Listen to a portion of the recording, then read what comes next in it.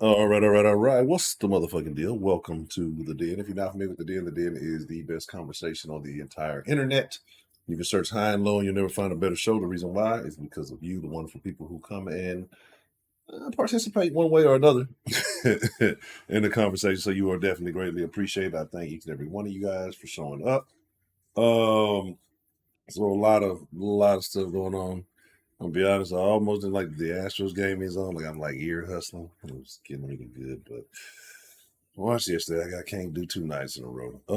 But again, if you know what the Den is just a conversation, the community of people, not necessarily like minded, but people who are enjoy speaking their minds, enjoy hearing different opinions, who are not always stuck in the echo chamber, if you will. So tonight we're going to talk about adulting, lighthearted conversation. Now, nothing too serious. I know I've been going in on how terrible women are for the last, who knows? I mean, we could talk about that every day, and it would be true. It would be absolutely true. It gets boring after a while. And we know y'all are bad. But we still love it. So we'll talk about that. We're also going to talk about it.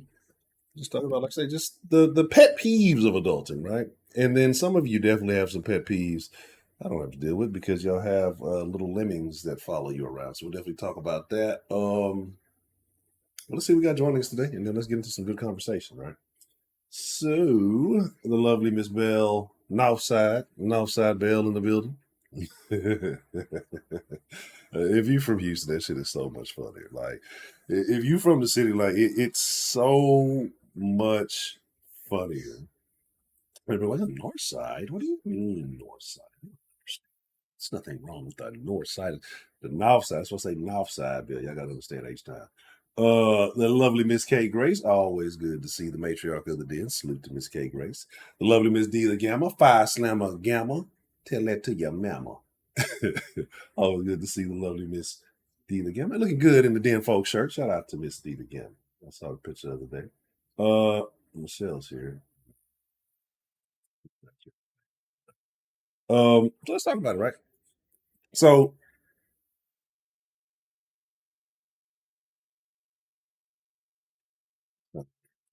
um but anyway, so let's talk about it. Adulting, growing up, all these things. And we were sold like this bad bill of goods as children. You always wanted to be the grown ups, get to do everything for like they didn't tell you, they did tell you, like, don't be in a rush to grow up, right? They just tell us, don't be in a rush to grow up. But you just want to stay up late and eat what you want to when you want to. And nobody, you can go to McDonald's when you want. I'm gonna tell y'all, adulting is not adulting. Like I'm gonna go on a rant, and I'm not like a semi rant because I told you I'm trying to be lighthearted tonight because I just really want the Astros to. That's all I'm worried about to see. Um, Adulting, bro, like it's a crazy thing, and I'm gonna tell you something that I've noticed and why Americans have so many problems, right? And again, this may not apply to all, but this is part of my belief. Um, but I found this thing, right? And I'm working on it. I'm working on it, working on it, working on it. So like, here's the thing, it's a, it's like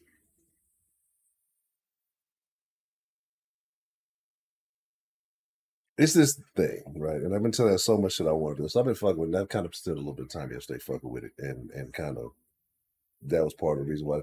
Like, there's gonna be great things happening in the day. And now that I found this thing, it's just a lot of work, but once it gets done, we're gonna have a lot of fun. I just gotta figure out how to fucking fix this down. Get the points right. So I know all the pistachios that have been amassed for a long time. I just got to figure out how I can accumulate or how I can use that part. Once I got that figured out, it was on. It's on like Donkey Kong. Uh, man, yeah. Already shout out to Crazy Coach. Man, we got a deadline open here in a minute. We definitely, I need that. Used to have the 1-800 number. I ain't had that 1-800 number in a while. It's more of a local number now, but we'll cut that on here in a little bit. We got a lot of stuff to talk about. But like I said, man, it's just like the world has changed. Right. I know I wasn't just like some oblivious child. I was always pretty attentive to things. You know what I'm saying? But I just didn't care too much. But you just look at stuff now and it's just like, man, are we doing it wrong? Like, did we not get the proper like advice? I mean, everybody's just, there's no script to it, right? Everybody's just trying to figure this shit out as you go. That's just the name of the game. There's no real blueprint.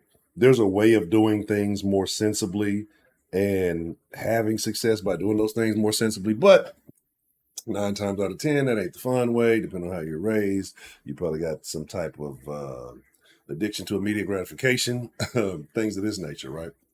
But what I was thinking about people, the people with kids, right? And how y'all are terrible people too. Like women are terrible people with kids, y'all are terrible people. And the reason why I say the people with kids are terrible people is because y'all are, the modern adults are doing the adulting completely fucking right.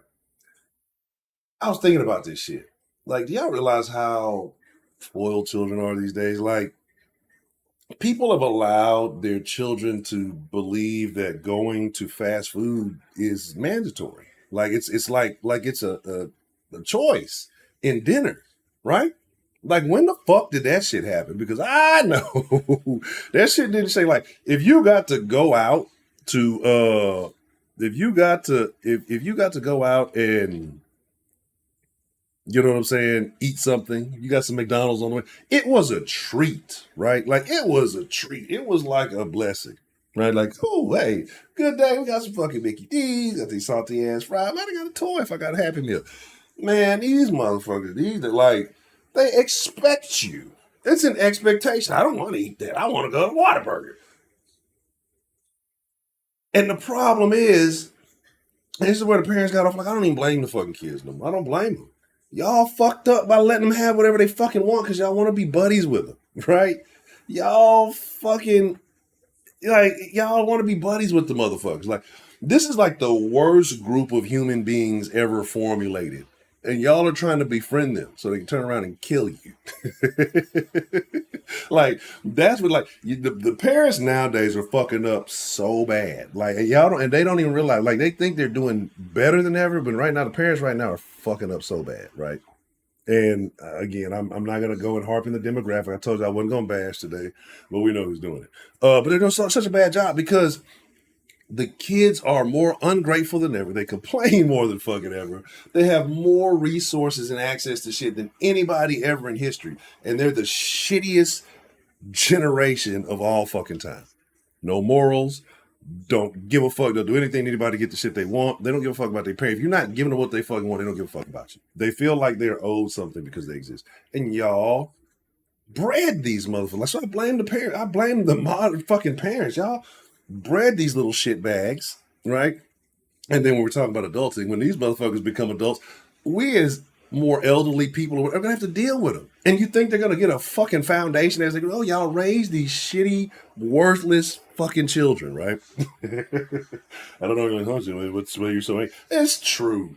It's true. And like, cause I see it. Like I just look. And you look at things and like one, they don't play sports halfway as much as they used to. Those sports have the technology has improved, the training has improved, the ability to coach yourself. All like they don't do that. They don't even. I don't think they go outside. I think they're allergic to the sun and shit. Like these new children are worthless. They are worthless. They don't want to do shit, and y'all are like raised them like little fucking adults. And that's why I can't stand y'all. I hate y'all. I hate you people who are friends with your children because y'all got to understand something, right? And I keep telling y'all this. Y'all are fucking up more than anybody because that means your kid is probably going to be the most likely to get fucked up, right? So, like you're going to get fucked up. Like your kids are going to get fucked up because y'all don't treat them. If they don't respect you as your mother or father, who the fuck thinks they gonna respect somebody out in the world who doesn't do anything for them, right? And also that person that don't give a fuck about them, and they're gonna think it's okay. I talk to my mom, like, and they're gonna get their shit pushed back, right? And you gonna be on the fucking news crying about it because you couldn't say no, because you couldn't tell your kids no, right? And you raised, got the fucking kids eating like grown up, demanding seafood and shit. Crab leg. They raising little crab leg consumers, right? Like children. You know, I used to be, we used to be happy to get a $2 fucking Happy Meal. A Happy Meal with the fucking $2. We just wanted the little motherfuckers want to sit and eat like grown up with no fucking money. Ain't got nobody job. And I'm talking about kids that's like 8, 9, 10 years old. Because y'all are raising them and y'all are raising them like fucking little adults. Let them see all the shit that the grown-ups do. Especially little kids that watching their mama. I'm going to go eat ratchet crab legs with a little hood rat friends. I'm going to be like my mom. My mom eat crab legs. That's why coochie stink. Mama coochie smell like crab legs. Goddamn. You eat too much goddamn seafood. You all what the fuck you eat. No, I actually haven't seen any children in a long time. The greatest thing about, it's a good and a bad, right? It's a good and a bad because you can imprison yourself. The thing about working from home is that you don't really have to go out and see people, right? That's excellent. That's always a good thing. But then it's like reasons I don't even have to like leave the house, and you don't want to accumulate too many days like that because it starts getting weird, right? I did more moving around when we supposed to be on lockdown than I'm doing now working from home. So, yeah. So, yeah. And again, y'all raise these shit bags, right? Like, don't get mad at me. Don't get mad at me, right? Because I don't give a damn. Like, you know what I hate more than anything? Like, here's the people I hate. Here's the people. This is part of adulting. As an adult, I get to say these things. As a child, I didn't have to deal with this shit, right? As an adult, I'm supposed to fucking listen to your little shitty flesh bag cry and ruin my experience that I've spent money on, whether it be at the fucking movies, whether it be out to fucking eat, whether it be on a fucking airplane, whether it be out anywhere. Like, y'all, at the grocery. Oh my goodness, y'all. Sorry, I'm going on a rant. I said I wasn't going to do it, but you know, I just go when my thoughts take me. And at the grocery store, I fucking hate you people who let your little raggedy ass kids just fucking run around like I will trip one of them little raggedy bitches. Like, come I don't look, I'm tell y'all straight up. Tell y'all straight up. And then this is the realest shit in that you need to hear, right? And I tell y'all, nobody gives a fuck about your children but you, right? Because the next person that has kids, they think their kids are special. They think they're way more special than you. They don't give a fuck about your kids. They worry about their little spoiled rats. And the other motherfucker who doesn't have kids, like me, don't want to deal with your little, like, I don't want, like, there is no, especially at this point, there is no value in children being anywhere in my presence, right? Like, I don't see it. For what, right? So, like, if I choose to, cool, whatever. But in reality, there's absolutely no value for it. So, I don't care about you. Like, if you're, and this is gonna sound funny with a hunch of them, if your badass kid is running around because you didn't discipline and they fall like face first into something at the fuck, I'm gonna fucking laugh, right? Because it's a life lesson they need because you didn't teach them. It's your fault. Like, if you'd have taught them how to behave, they don't have that situation, right? So I'm gonna laugh. I'm going to fucking actually, Bronze, if you would have read the thing, if it said that that I wasn't going to go live in the den and I picked down the rest of my call. So all you gotta do is go to the community page. Right? The community page, if I don't show up, usually has a message on it. But I do know that on mobile, it really don't be showing you the community tab too much, right? So it is what it is. Yeah, to go to Jeremy Chuck. Like, and I'm gonna tell y'all why I'm this way, and I think I figured it out, right? I think I figured it out. So my mom, when I was young, she also tell me, like, don't be going nobody pregnant because I ain't no rocking chair grandma, right? And so, she is damn rocking chair. Not really, but And so I guess that was always in the back of my mind, like, I got to make sure I got my pull-out game on perfection. Otherwise it's going to be a very bad problem. So again, I guess that's been the most annoying deal that I've dealt with recently is just bad fucking children. Like, I don't understand it. Like, why the fuck don't y'all slap your children? Like, why don't you discipline your kids? Like, what is so wrong about disciplining them? And if they call CPS and they get taken away, then that's a burden you ain't got to fucking deal with. Like, I don't see the I don't see the problem, right? I don't see the problem, right? At all. Yeah, you know what I'm saying? Because you got to think about it. It is what it is. I like. It's just I don't. if I fuck with you, and I know it's one thing, but like random public, I hate them. I hate them. Like every anonymous child that is like shoulder length and below. I can't stand them little bastards, right? Like I can't fucking yeah, like and it's for real. Like I think that there should be like stores should start banning people's children. Like it's not my fucking problem that you decided to get knocked up, whether you got knocked up, you know, planned or unplanned, whatever. It's not my problem. Like, here's another thing. Here's another thing that I guess pissed me off. I guess I'm just ranting. I don't know if we adults or not. I'm gonna talk about it. I'm just ranting today, I guess. We can all rant. We all need to rant. We all just need to get some shit off our chest. I'm over the line here in a second. Y'all can rant. Whatever you got on your mind, get it off your chest. Yeah, that's another thing I don't understand, right? Why do I gotta be nice to the pregnant lady? Like, she ain't been nice to me. Somebody gotta be nice. Like, I get no benefit. Like, I got on this fucking bus first, or I got this seat first. Like, why do you have to do like I understand being a gentleman. But you already got your gentleman privileges. So obviously, that car I can't play that card. So like, why? Right? Why do I? At this point, I'm being very selfish, right?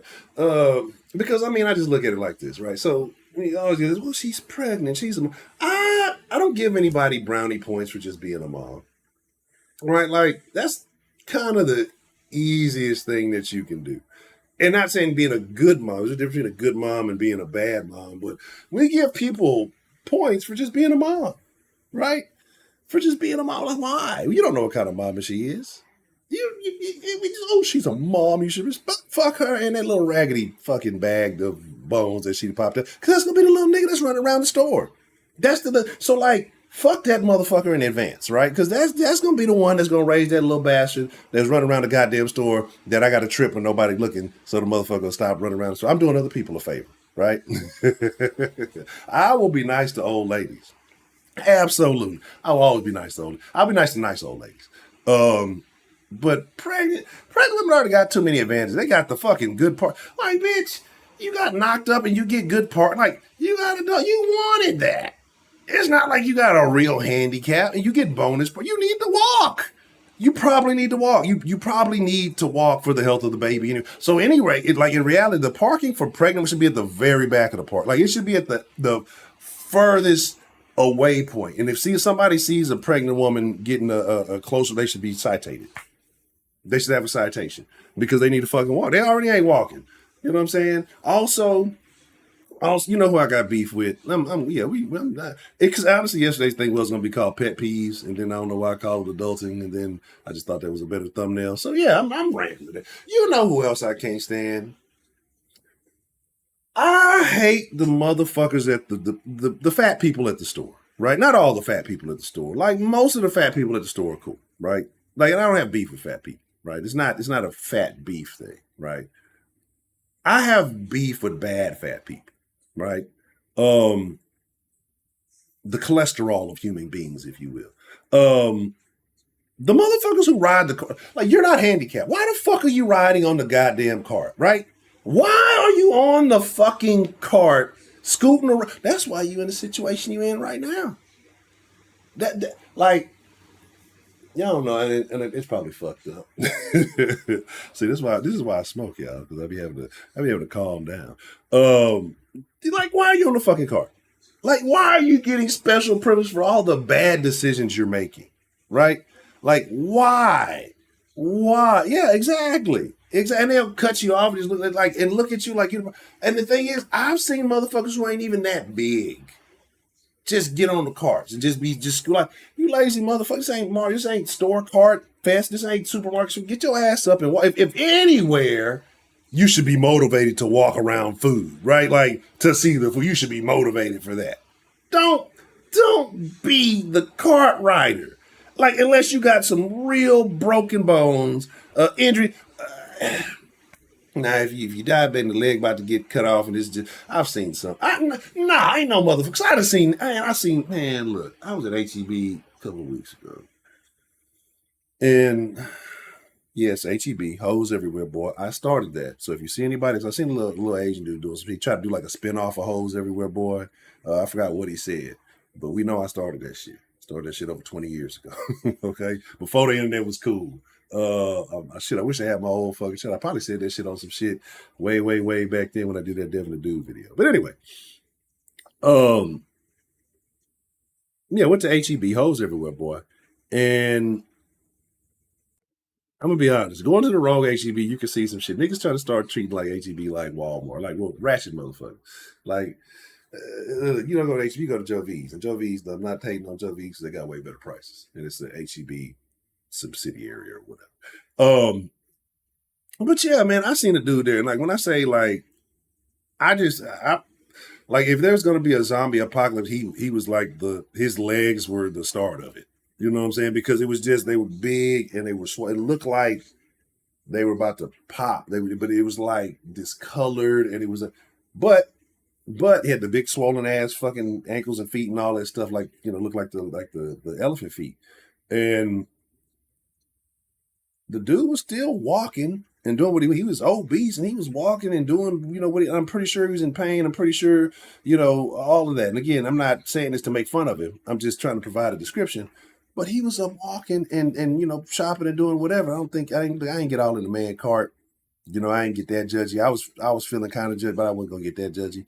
Um, so I can be judgmental sometimes. I'm working on it, but I can be judgy. I be judgy on myself too, so it ain't all bad. But he was up. So if he can get up and walk and slide around with no cars were available. Nobody has any excuses, right? Nobody. Every time I hear about zombies, landliners,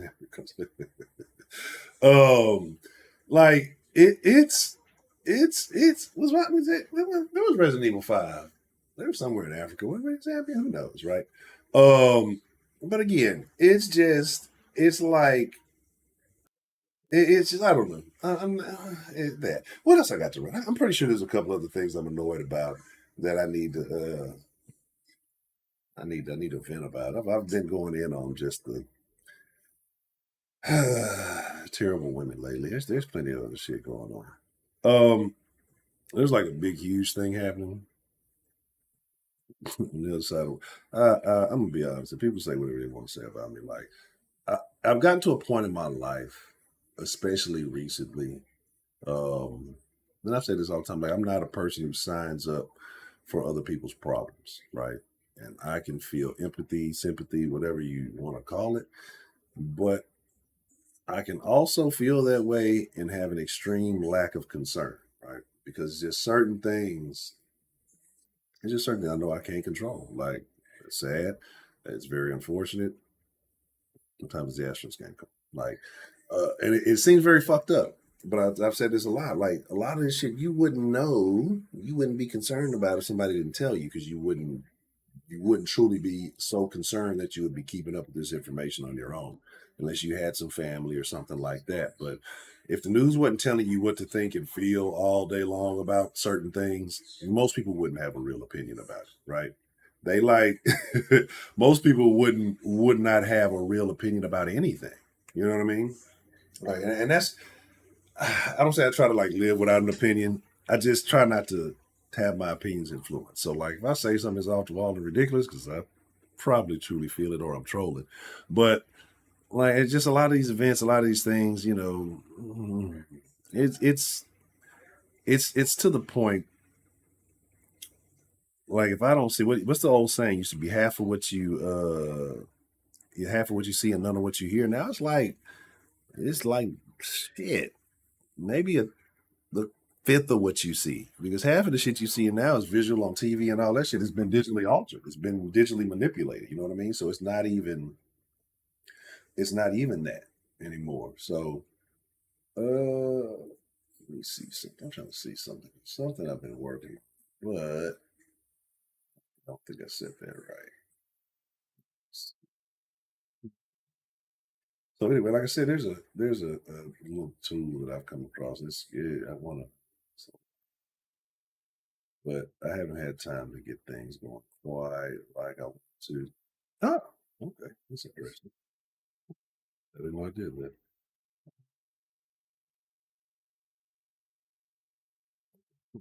So yeah, as I'm learning and figuring how to work this thing, um,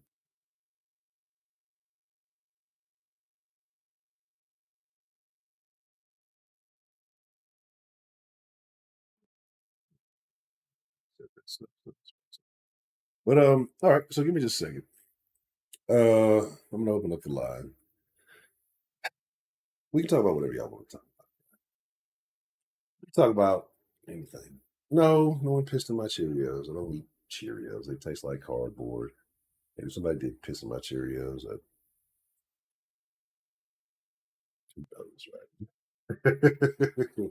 But so if other people talk about, I wouldn't mind if they like yeah, at least let me be nosy about what you're talking. If you don't, man, so I talk to all kind of people all day, right? I talk to all kind of people across the country all day, and there is definitely some regional differences when it comes to things, right? Um, Texas is just different. It's just different. Like when especially the South as a whole, really. Like Texas, I can tell when I like if I haven't talked to somebody, like I can tell them when I'm talking to somebody from Texas without even like really, knowing. And I'll verify it before the end of the conversation. But people from the South generally much more respectful people, right? Um, and I'm talking about a situation where you're trying to help motherfuckers who got a problem and they need assistance being helped and they don't know what the fuck they doing and they, fucking up the process. And then, trying to like, I don't know. It's just definitely like East Coast, New York, especially. Weird people. Weird people.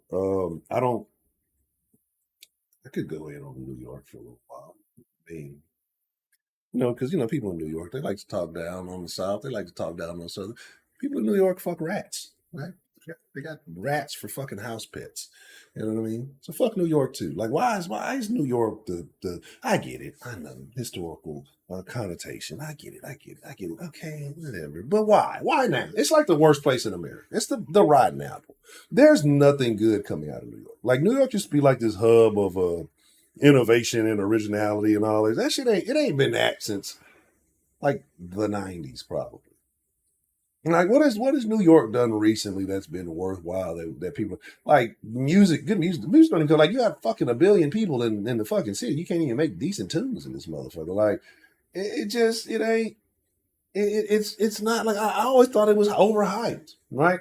Um, I'm not big on super California people, like, but I think I like California people as a whole better than New York because you got like, both of them are, you know, politically we know what we're talking about, but at least one's a little more laid back and chill. Even though they're like probably way weirder. I mean, I was like, how you gonna be stupid and rude? Like, how you gonna be dumb and rude? Right? Like, you can't. That doesn't work. You can't do that. So, it's weird, right? It's really weird dealing with them, right? It's just, I don't know.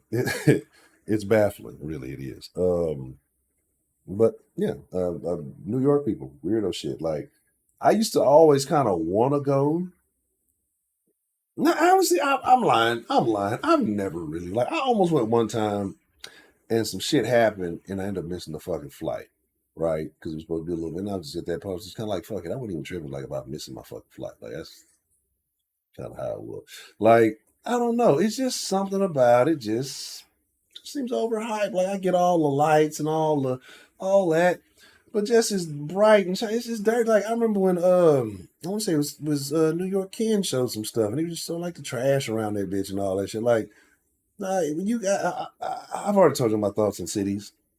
Like, I don't believe they're supposed to be a thing. Like, like we're all so like people were fucking weirdos, right? Ranting on everything. We're fucking weird. Like, why do we live so stacked on top of each other? Like people living in rural areas, they got it made, right?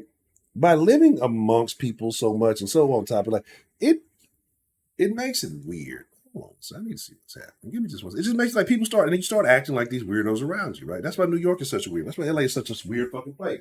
But Houston becomes such a weird place. Uh,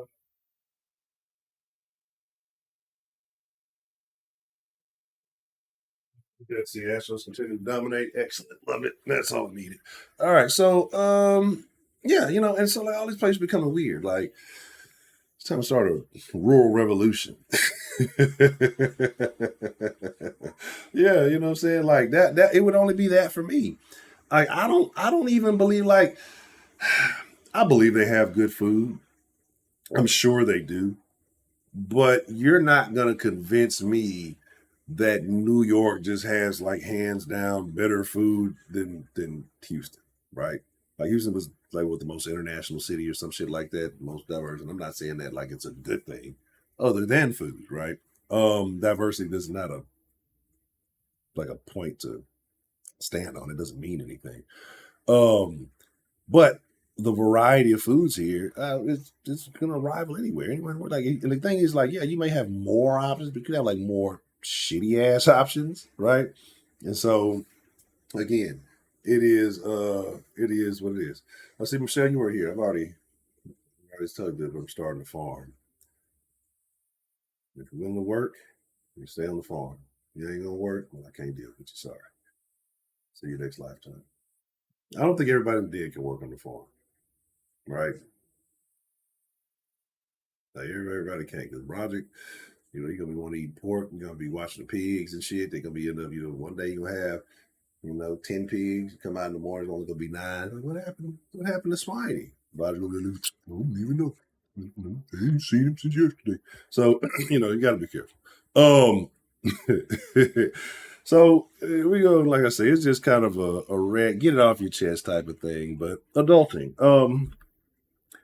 I do want to say that we were sold a bad bill of goods because paying these bills and the day like what is the bonus? What is so good about being an adult, right?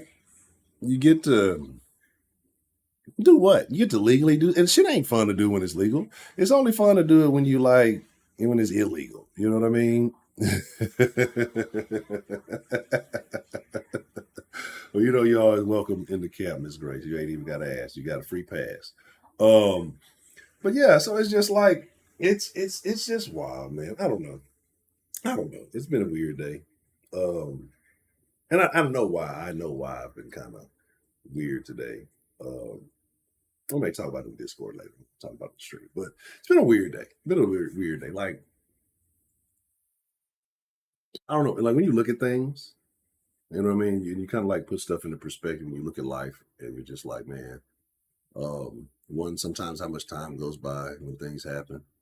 Um, it's just it can be a interesting thing, right? I guess that's the best way to put it. Like, but yeah, that's probably the best way to put it. You have to come and go. Yeah, that's about it. But see, like, I guess with me, because I've always had so much freedom, I guess, even at a young age, I was kind of just doing what I wanted to do for the most part. Like, pretty much since about 13, 12, 13, just kind of doing whatever. Or finding a way to do whatever I want somehow, some way. Um, like it's just I don't know. It's definitely very different. A fun genre. Consumption. I'm with it. Like I said, yeah, if everybody plays a role, we can definitely have a good working society. I don't know. I don't know. I don't see how some of us. Everybody then can't be in the same camp. We might have to have like a divided den camp because I haven't seen how some folks get here. Lord, if we had to really all live together and survive, the den would be hell. I was thinking that, but some people would just, it definitely would be it would definitely be a problem. Um, so how'd you like it? Yeah, I don't know, Miss Grace, you saying that you wanted to try. So how did you like the Casamigos? Let me see, what else? What else? I was ranting yesterday to about something. I think I've already gone on my Black Club rant. I mean, I already talked about Black Clubs. You're terrible, right? What else? What else? What else? What else? All right, I think that's all I got. All right, so I'm over the line. Give me just a second here. And again, you got something on your mind. You want to get off your chest. And usually in the South, I used to do a thing. Well, we're gonna do it tomorrow. Thing I do called "Fuck 'em Friday," and just where you kind of decompress, right? You just all the stresses of the week, you get it off your chest. It ain't necessarily even got to be about sports, but you know, event whatever you got on your mind, whatever you're feeling, whatever you're dealing with, and we can talk about it. We can definitely talk about it. Oh, man. Yes, yes. Just ignore that. Right, ignore the. I'm mad. I gotta I gotta set this thing up. But yeah, when I get this thing away, oh man, I'm working on something that just it's just so much. I can't even tell y'all. Right? I can't tell you. I want to because it's two or three little things going on, especially. But we'll talk about it. It's when everything is right. I think I see what my mind does is like what I try to do is I try to like do too much of something at one time and I like overload on the shit. And then like I won't want to fuck with it for a little bit. And it kind of get stalled out. So what I gotta start doing is like pacing myself. So just one feature a day or one fix a day or whatever, instead of trying to do a whole bunch of stuff and then you dedicate a bunch of time that you kind of get frazzled and tired out. And then it's like, I come back to it later and then you don't want to fuck with it, but then it doesn't pan out evenly. So I've been telling myself just fix, one thing a day or just work on this one thing. And once you've accomplished that, whatever. But this little tool is so it's it's so much. I'm gonna say like this. It's gonna be when it gets right, there's gonna be another level of interactivity. It's going to be another level of interactivity added to the streams. Like it's the involvement, the engagement in the streams that well, not the involvement. It's going to go up, definitely because, like I said, I just got to figure out a pistachio problem.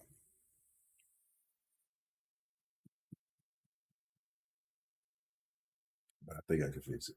But yeah, it's gonna be some cool little things going on. I can only speak on little bits because I don't want to ruin. Like I want it to be like um I don't want to ruin it, but like I said, if I say it, it'll be like, "When's it gonna be ready? When's it gonna be ready?" Like, because especially some of the things that people have been saying as of late, with some calls and some things. Let's just say I'm working on something that will allow viewers to have more interaction with the callers. Like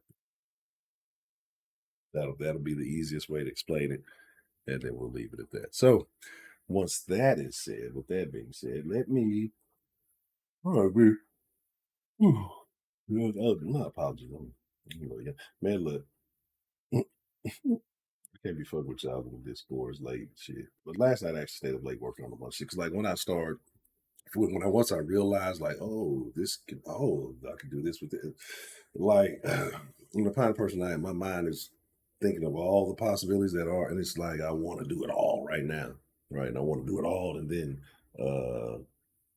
but yeah. So what I need to do is just implement, just calm down, one new feature or one new little thing a day, um, and then maybe like on a weekend like this weekend, definitely go harder. Make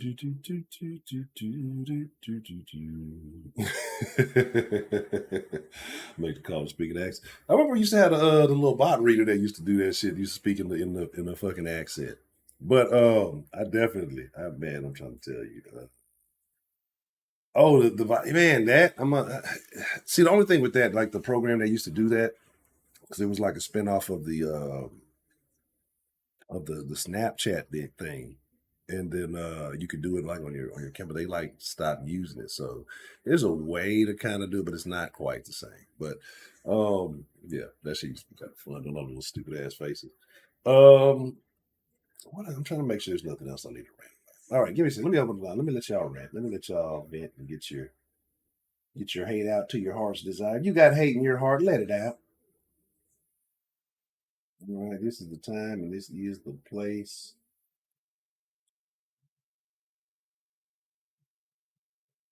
But yeah, I'm very excited because I mean, I do want to do some creative things, right? But because with a lot of bots and things they're more designed for like Twitch streamers, right? Because YouTube is more for videos, like more for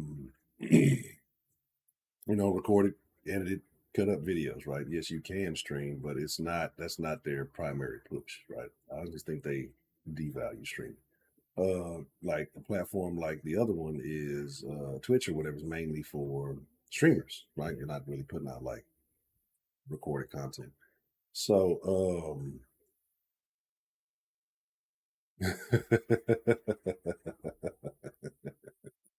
shout out to his all illusion. HM, I see you. Let me see anybody else I may have missed than this. But yeah, like I said, it's just man, it's crazy, bro. It's the possibilities are endless, and so I'm definitely working on some shenanigans and tomfoolery. Um, Something that people have been asking for, like, and when I tell y'all what y'all gonna be like, oh, I can already see what's gonna happen. It's gonna be bad business. It might not even be a good idea, but I'm gonna do it anyway. Um, Second, and yeah, ran it on people from the East Coast. I ran it on kids and how terrible they are. Like no, honestly too. Like when you come across a kid nowadays that actually has manners and some level of respect, like it's crazy thing. Like it's crazy to me. Because like I said, what most people do is they raise their kids like they're the only fucking thing that ever exists. And like I say, everybody else got kids. Nobody give a fuck about them. I sure as shit though. Like, I'll spill some milk on purpose in the middle of the store just to watch the ass fall. Clean up on aisle 3, motherfucker.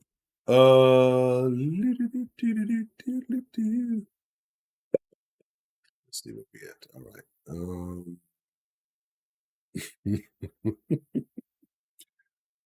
Son of a bitch.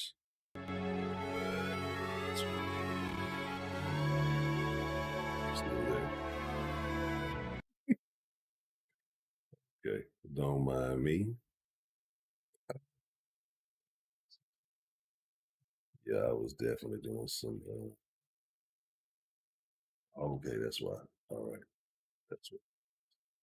Yeah, I was testing a bunch of stuff yesterday.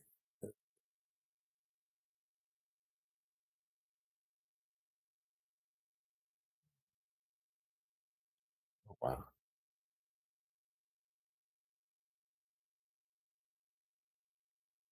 Oh, I think I did do that.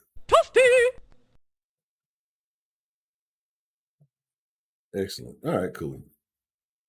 Let's get ready to rumble. Let's make sure we got it a call. We got it a line. We put it a number up, and then we take it a call. We talk about it, the stuff that'll piss you off.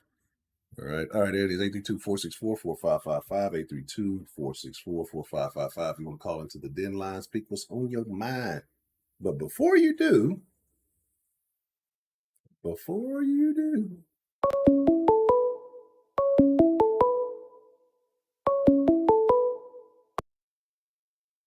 un segundo, por favor. Hola, ¿cómo está? 1 second. Oh, let me make sure all this. Give me just a minute while I check something.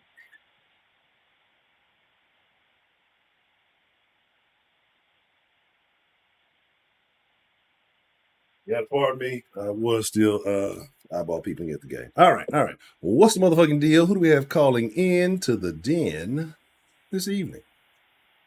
What's the motherfucking deal, Honcho? It's Jason S.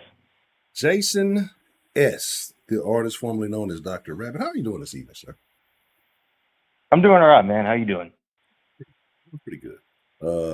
I feel better now that Not I've bad. ranted. I've gotten all my frustrations off. I didn't think I was frustrated before I started streaming, but now I guess that I've gotten those frustrations off my chest, I feel a lot better.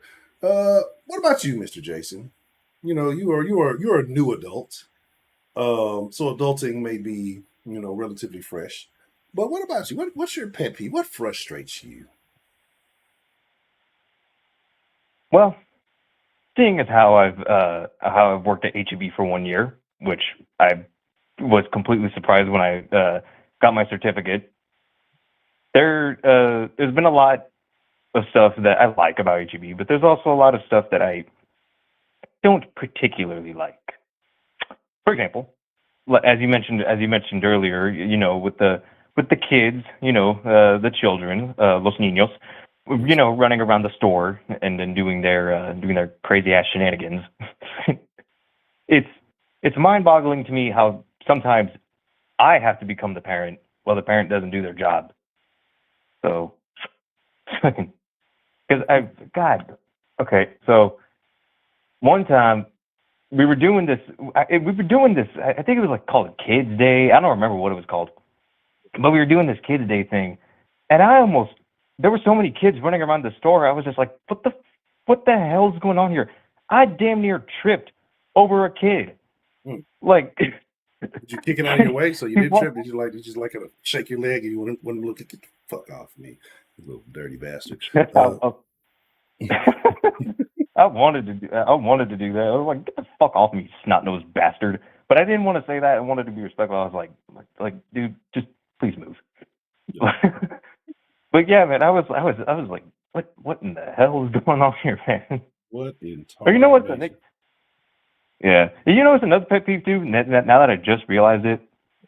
So when I first applied there, I worked overnight for 2 months.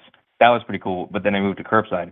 One thing I don't like is when these people order these big ass like Texas size packs. You ever been shopping at HEB and you see those? Yes. Like they're everywhere, which they're cool. But for someone like me who has to fit it in one of those Curbside carts, it's a pain in the ass. Like you damage a lot of you damage a lot of stuff doing that. Or actually, you don't necessarily damage a lot of stuff. You just damage the product itself. It's too big. Yeah. They got to place it on. They got to place it on top of shit. I never thought about What that. were we gonna say? I said I never thought about that. Yeah, that is a situation. So working curbside, what is the most frustrating thing that you deal with as far as with the customers with curbside? Do you really get a lot of issues? Or is it pretty smooth type thing? You know what, man? That's a good question because obviously I mentioned the kids, but that's actually pretty rare. I think I struck out, man. I think I struck gold with the HEB that I chose because I haven't really gotten many disrespectful customers at all. They've been pretty okay. Yeah, I would They think haven't, that it's people would be pleasant especially when you're putting the groceries in the car. Like, bitch, I'll break your eggs. Like, what the fuck is wrong with you? I've even done that once. No, I'm kidding. But anyways, yeah, especially with the customers, they know curbside is convenience, and what we've actually introduced, and I'm not very sure if they've introduced it in the Katy Houston area at all, but we just introduced a delivery app. So if you don't want to go with curbside, hey, just call HEB delivery. Which now begs the question: what are we going to do about Favor? Yeah, that's what I was going to ask. I thought Favor did the HEB deliveries, and so if you cut Favor out of HEB, Favor's probably going to go under because I don't think people use Favors that much. Like I know people use it, but like outside of HEB, it's not that beneficial. Like I've been working for Favor before. It's not. I hate working for them. It's terrible. It's like somebody giving you a to-do list and saying figure it out. Like a shopping list. So it's like, do you want God, this man. shit or do you want this shit? Like so when you got to go, like that's terrible. Like at least like when you do it with DoorDash or something, they give you a list of the actual shit. Motherfuckers on Favor send you a little milk, cheese, baby formula. Like, bitch, what kind of baby? Like, what kind of Oh my God. I don't what kind of form? Like, I remember I had to do that shit one time and it was crazy. Like, I don't understand apple juice. There's a newborn apple juice and there's a 6 to 1 year old apple juice, and there's like a 1 to 2 What's the year. difference? Exactly. What the fuck is there? Are they using younger apples or like these less vitamin? Or they have more vitamins now? Like what the fuck is the difference? Like again, this stupid shit. But I don't think there is no difference. They just market this shit to people, and people believe there's a difference. There's no fucking difference. Oh yeah, 100%, man. If you haven't noticed like the vegan from the regular stuff, vegan just drives the price up, man. But going back to the favor stuff, man, dude, I've gotten like so many like weird ass favors across the board, man. I've had orders where I had to bring out 2 carts, and I think I even had one order where they legit just ordered like diapers or some shit, and I'm like, what the hell is this? You're making this person go all the way to HEB just to grab one item? Like that's kind of disrespectful in my opinion. You're making someone else do your dirty work. Well, And then on top of that, especially for the favorite driver, if there's a bunch of 40 packs in that trunk, man, if that person lives in an apartment, that's gonna be a bitch, man. It's gonna be a whole ass workout. bro, that I hate those people. I hate people who order big packs of water via delivery service. Get your ass out. Now, if you're old, okay, I'll allow it. Because every one time I was pissed off, and I had to take like 3 fucking other fucking big 40 packs up some stairs. And I was cussing, pissed off the whole fucking time until the lady opened the door. She was in a fucking wheelchair. Then I was like, God damn, I'm a piece of shit. But yeah, yeah, that shit is terrible, bro. That shit is terrible. And Michelle, it's not that y'all were too hood. It's not that y'all were too hood at all. It's just that you're Dallas. You're in Oklahoma, so you don't get an HEB, right? And everybody knows, like I said earlier, HEB stands for hoes everywhere, boy. And Dallas ain't got no motherfucking hoes. Dallas ain't got no hose. Dallas ain't got no hoes. You know what I'm saying? Dallas got a bunch of renegades. Dallas has the most aggressive women I've ever met in my life. Like, hands down, by far. The most, like, it's just as a whole, Dallas women, they will hunt you, right? They'll pursue you, and not in a pleasant way. It's not like a nice, like, hey, I was just over there, and I saw you. I thought I'd introduce myself. Like, what's up, nigga? Shit, you trying to fuck? What's up? Like, God damn, bitch, what the fuck? Why you so aggressive? I'm gonna call y'all dirty D's. Like, why you got me feeling like this? I'm not comfortable. Please leave. You know what I'm saying? Like that type of shit. But it is what it is. Yeah, pretty much. Well, actually, we do have some HEBs in like the Fort Worth area, but I'm pretty sure they're all like permanently fucking closed. I'm pretty sure even New Mexico. I could be botching this, and I know we have HEBs in Mexico, but I'm pretty sure that maybe 2 or 3 in New Mexico. Again, I could be botching it, but that's just what I've heard. I don't know if it's true or not. So It's research. But yeah, we do have HEBs in Mexico. I found that out, and I was like, oh wow, cool. I didn't know. I didn't know that. So it'll lose that Dallas assholes, but they all have wieners. I would probably agree with that. Yeah. There's none in New Mexico. Oh, okay. Yeah, So, it's exclusively like Southern Texas deal. yeah. It's a. I'm telling you, you go on the HEB and life just gets better. Maybe not because you're working. So work is probably a different perspective, but you're like, fuck, I gotta go to work. So you're not looking at it with the same level of joy and happiness I am when I go in. But yeah, I fucking love HEB. It's like I wouldn't want to shop at any other grocery store, right? Because the food is so fresh. It's just overall just a great place. So yeah. Okay. Yeah, especially with all the different brands that we have, and people don't like Walmart. Where at the HEB where I work at, they do not like Walmart whatsoever. I don't doubt. I'll say this: my mom would have been disappointed in me if I applied to Walmart. Really? I'm not even kidding. She even told me straight up, like, dude, if you even think about applying to Walmart, like, you're dead to me. Well, she didn't say that, but Yeah. that's what she was borderline on that. She was like, don't you even think about applying to Walmart. And honestly, I can't blame her, man, with how shitty Walmart treats their coworkers, or not coworkers, like their employers or their employees. Like that's just a bad place to work, man. Yeah, HEB is it's different, bro. Like, and you know, it's just like a grocery store, and you're just like, why? How can a grocery store be so? It's just different. I can't even explain it, right? But it's just a And different feeling when you go into HEB. And the crazy thing about HEB, I think people in Texas, um, HEB brand is the good brand. Like people will buy the HEB brand over the national brand or whatever else. man, Like, don't. You know what, man? what? I don't think you deserve to talk about HEB brands. I don't think you Why? don't. Why? What do you mean? You don't deserve, man. You I said buy you didn't know only. what the fuck a Hill Country Fair was, man. I knew what Hill Country. I knew what Hill Country Fair was before you were born. I was eating Whatever, Hill man. Country Fair before you were born. All right, and they ate that little fucking, what was that, like that little Ferris wheel on it. I just remember the Hill Country Fair, the fucking milk, the chicken, all that shit. But yeah. But then it turned into it was HEB. There's something else they fucking do. But the HEB brand is good shit. Like I get the HEB tortillas, they fucking chips. Of course, everything, the guacamole, the orange juice, the fresh squeezed orange juice, that's the best shit. Like the HEB brand is like a better brand than other shit. So Yeah, they do their shit right. Especially if you're an HEB partner, you got a partner perks card. Freaking, there you go, man. Just What? surviving off of what HEB gives you. What's this partner perks card that I've never heard of? It's only for like it's only for HEB partners.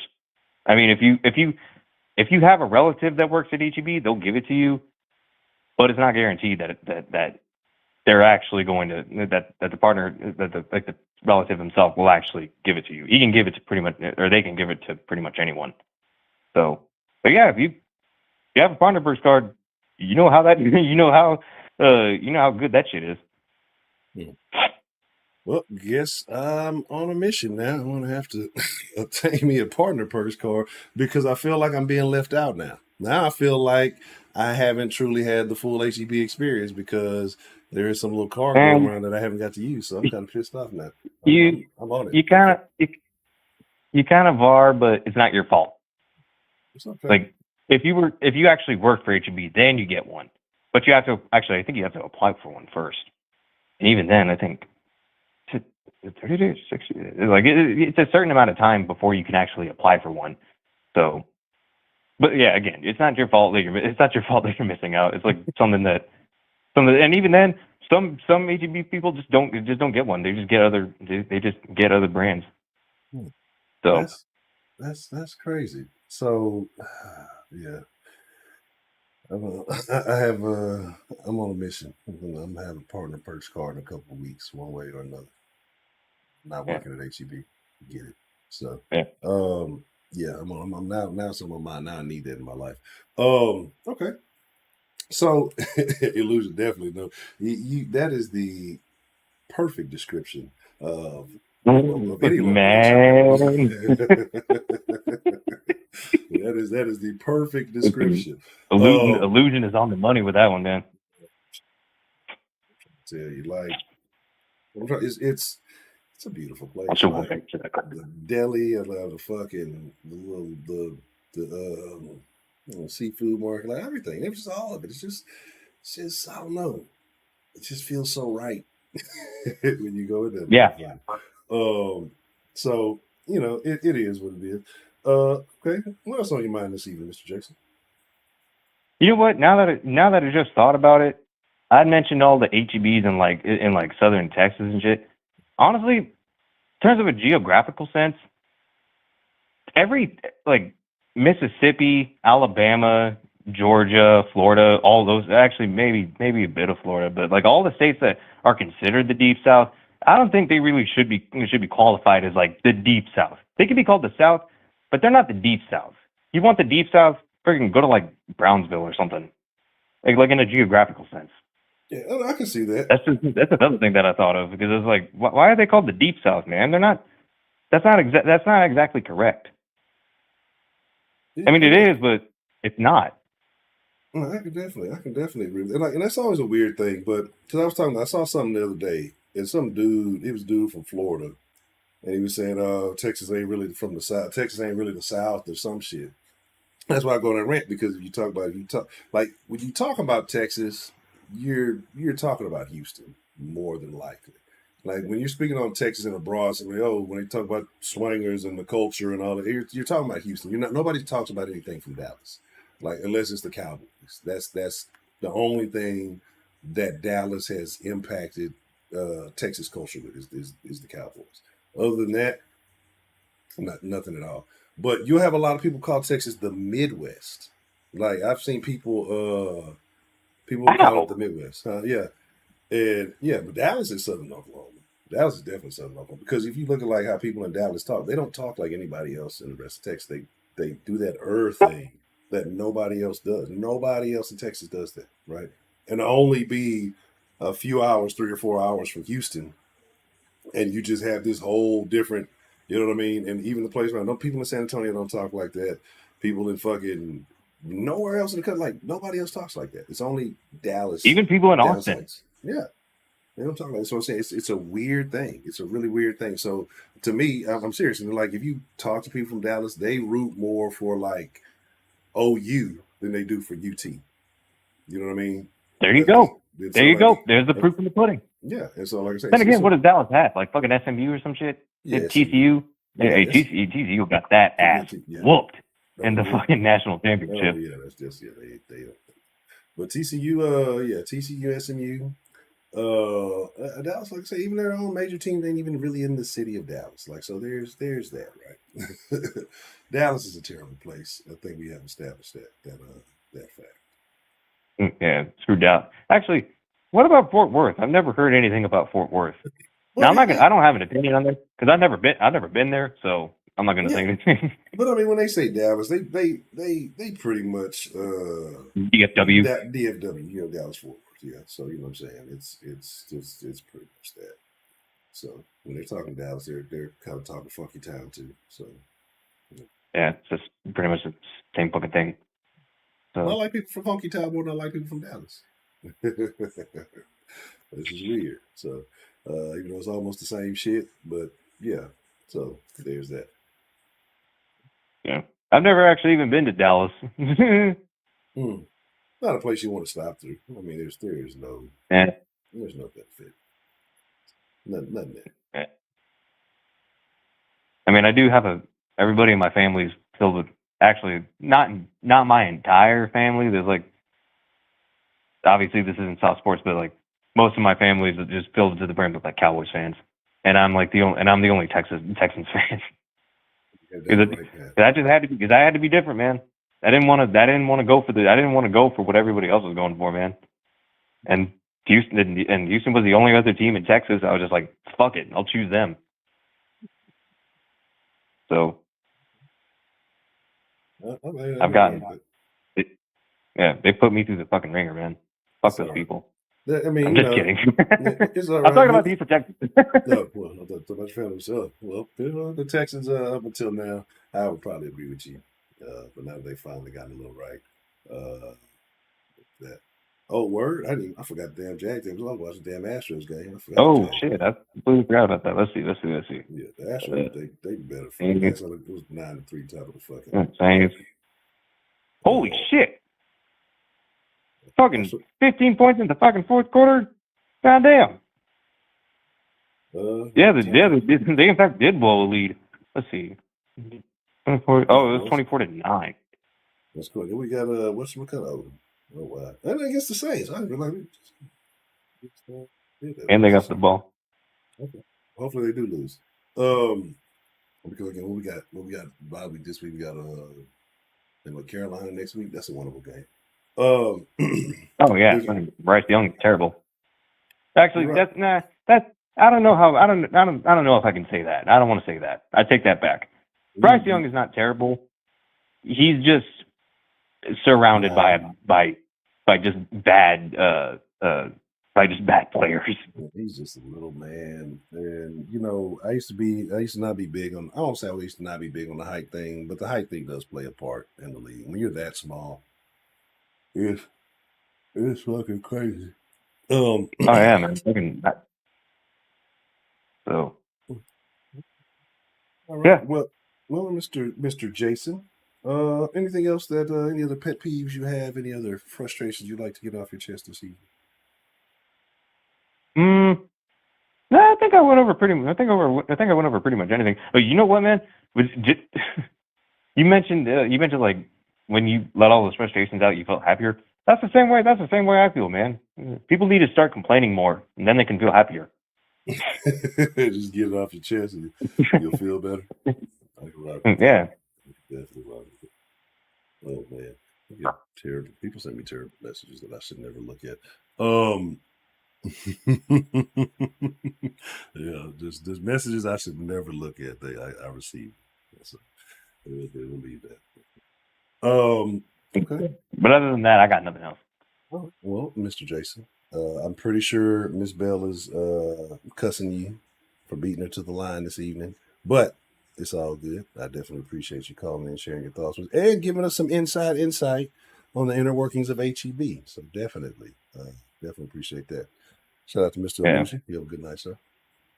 Yeah. Okay. Mr. Jason. One more thing. One more thing. I did mention this in the chat, but I just wanted to make sure we in fact do sell vibrators at HEB. Actually, I don't know if it's like the regular HEBs, but it's the HEB Pluses. We do in fact sell vibrators. Oh, well, it's HEB Plus. So now, I mean, regular HEB, I'd have a problem. But HEB Plus, just in case.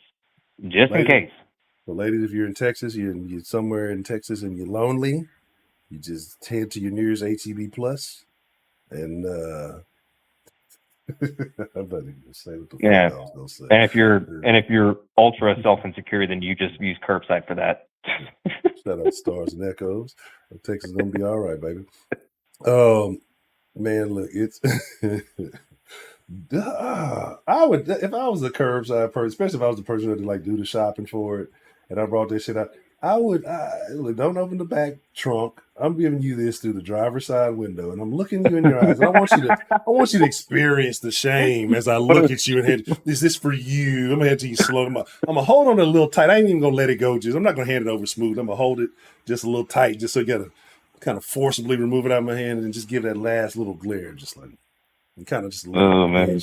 Then when she goes home and she uses, she's gonna feel all kind of disgusted with herself. She's gonna cry and turn around and just have a miserable night. The fucking guy, the HEB curbside guy, he just judged me. I can't even get off properly, like that type of weird shit. Yeah, that's the type of shit I'm always. Yep. I would demand. I'd do the same fucking thing. I'd do the same shit. Just look at him, just like, hey, you have fun tonight. Here you go. Just know Jesus is watching. Yep. Jesus is watching. He knows your every move. And he's not happy about this. He doesn't like this. He said when you clicked order, his disappointment grew. It was over. It was just easy. Yeah. Put you on a naughty list. Yep. That's funny. Yep. And there was a bad cloud over Michaela's head or some shit. So, but yeah, man, that's all I got. I'm gonna get off the line. All right, Mr. Jason, aka the doctor formerly known as Rabid. It's always good talking to you, my good man, and I appreciate you calling and getting the party started this evening, sir. All right, man. I forget. You know what? You gotta get a karaoke night soon. But karaoke, I think will be better than the Den, right? I think it'll be better than the Den. I wouldn't say tomorrow. I've been having a Sunday night confession. Like I have a thumbnail and everything for it. Like it's been sitting there for it was in there for a couple of weeks. It's about maybe like the last 2 or 3 weeks. I have been about to do a Sunday night confession and then just didn't do it. So there's that. What's the motherfucking deal? Who do we have calling in to the Den this evening? Well, I took a chance to dial while I was watching you from my cell phone, and now you're frozen. Oh, okay, you're moving again. Okay. Question, Hancho. Yes, ma'am. I've been thinking about this for the last couple of days. did you actually hear a girl say that she had an issue with going out to eat with the man at one of those hibachi places and Yes. him catching food in his mouth? Yeah, she called him Pac-Man. Called him little. She said something. She said, "You looking real sassy over there, Pac-Man." A little munch. She was like, "Yeah." She had like a whole. It was like a whole little video, and she was talking about it. I'm gonna try to find it. I'll try to find it and share it. But yeah, and there was a lot of women under there agreeing with it too. Oh, that's crazy. You know, and I'm saying now maybe Hunter ran into one, but there's no other ones. And I guess there's more of them. But see, those girls don't know how to, that's what, they always want to go out to eat and don't know how to act when they go out to eat. That's a pet peeve of mine, come to think of it. Yeah. I mean, even one time I came down here in Florida, and there was a group of girls walking down Ocean Drive, and they went to Ocean Drive, then they sat on the beach next to me, and they said, "Yeah, we were trying to find a restaurant to eat in," and the guy said, "We have chicken in here." Oh my God! Oh my God! He associated us with chicken. How dare he? I had to have a talk with them. I mean, they're like, we just like chicken. Well, you do like chicken. What are you so ashamed of? I can't stand when people do that. With fried chicken. Yes, you eat fried chicken. Why are you ashamed of it? You'll never hear Hancho. I'm Cape Verdean, half Cape Verdean. I would never, if somebody said we're selling manchupa in here, or cachupa or manchupa, I'd say, hey, they're selling manchupa. Let's go there and get some. That's our food. Or they're selling gufong or jagastid. I'll go there and get some. You don't hear other people complaining. You never hear the Chinese or somebody say, hey, we got some fried rice over here. They don't get mad and ashamed of it. You don't hear about the Italians getting mad because somebody associates them with pasta noodles. They don't. Or the Japanese, yeah, we sell some sushi. You want some sushi? We got sushi. They don't get mad. The Jamaicans don't get mad when you say, hey, come in our restaurant here. We got some jerk chicken. They don't get mad. You know what I mean? And I'm proud of my other half, you know, of what I am. But I just don't like the stupidity that goes along with it. Ashamed of fried chicken. It's not like they're saying, hey, come in here, we got some chitlins. Look, you tell You know, me now that might be a little bit more offensive. You know, like we have something that we eat here called masala. Have you ever heard of it? Blood pudding? Blood pudding. I've heard of it. I've never had it, but I've heard of it. Yeah. Well, it's like a black sausage, you know what I mean? And you slice it, you know what I mean, and fry it in the pan, and it's really dried blood, and it's very spicy with a lot of spices in it. And my mother used to serve it to us with some beans, and it was really good, you know, until my mother told us it was blood.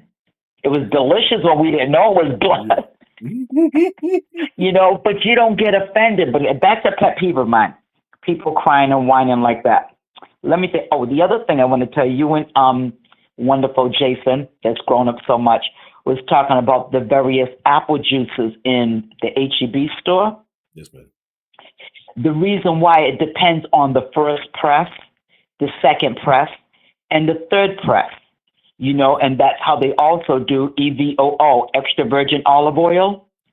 When you get extra virgin, that's the first press. That's the strongest, most potent, most delicious. And then there's a second press, and then regular olive oil is the cheapest one. And it's lighter in color, not as good. And they do the same thing with balsamic vinegar. You know what I mean? So different foods, you know what I mean? Especially when it comes to produce, you know, the first press, the second press, and the third press. So that's why it's that way. Thank you for informing me. See, learn something new every day. Because I had no idea. You're welcome. That's what I said. I'm just like, it's like orange juice. I mean, it's apple juice. So like, I don't understand the big deal. But see, okay, now that makes sense. Yeah. Yeah, different presses. And then, you know, I'm here down here for the seafood festival. So I was taking pictures. My daughter goes, oh my God, I can't believe you're taking pictures of people. They let me. Yeah. Well, some I sit there and I blow them up on my cell phone to get pictures. And I said, Dave, I can't believe that I'm the only one out here sitting by the pool. I had to come in and get my little jacket or my little hoodie, you know, because I wanted to see how they were going to do that $250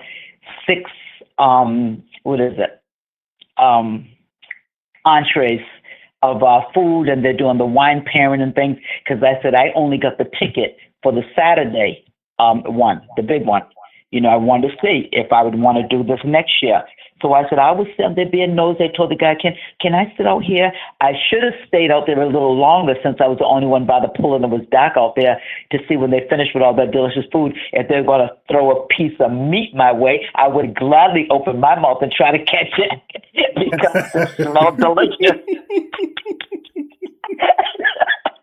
Right, it is food. Like I don't understand why people get so upset about the minor things and shit. Like everybody like to eat.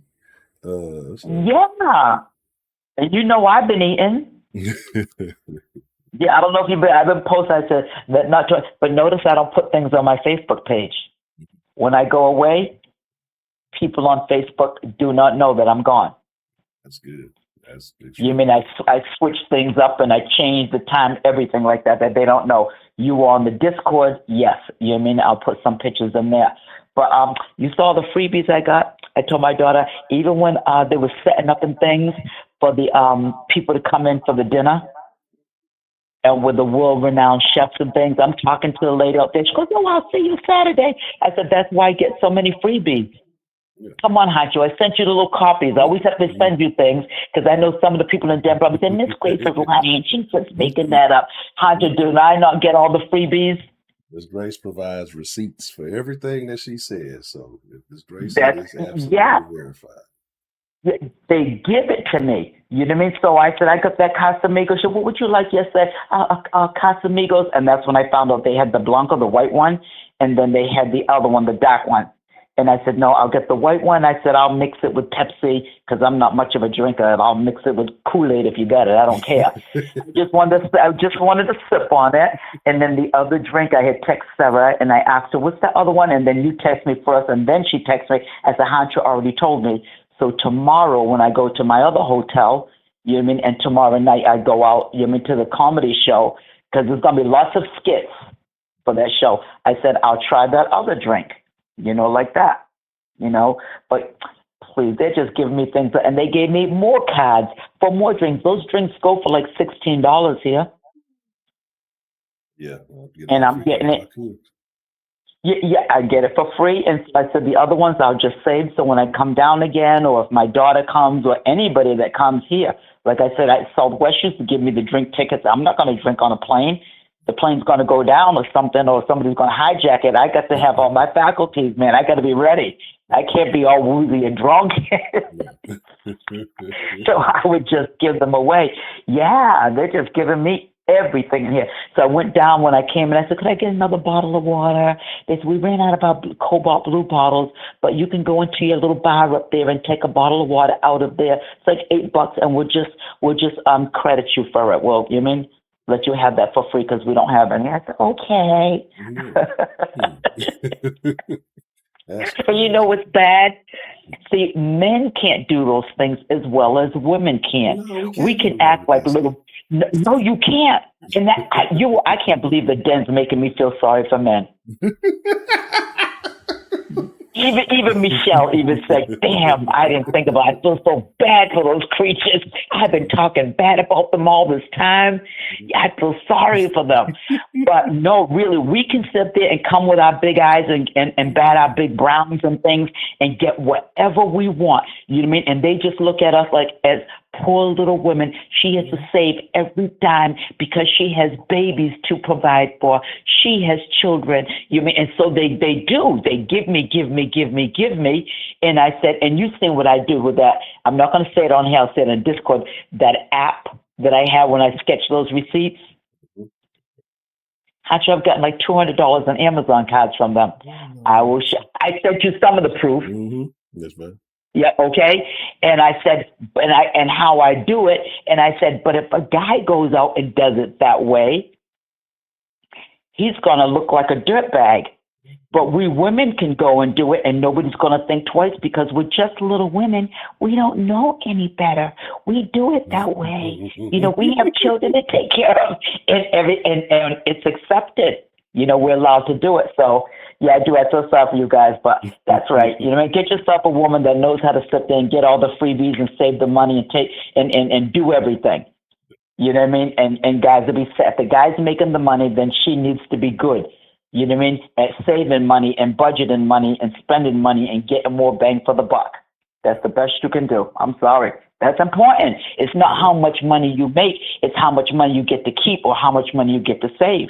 That's the name of the game. And it's quiet money that way. It's money that Uncle Sam ain't even going to be looking at. Not things like that.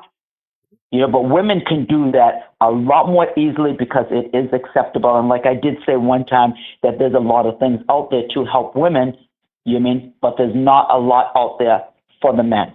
So all the times I dogged you all out, let's see. Half the time I'll take that.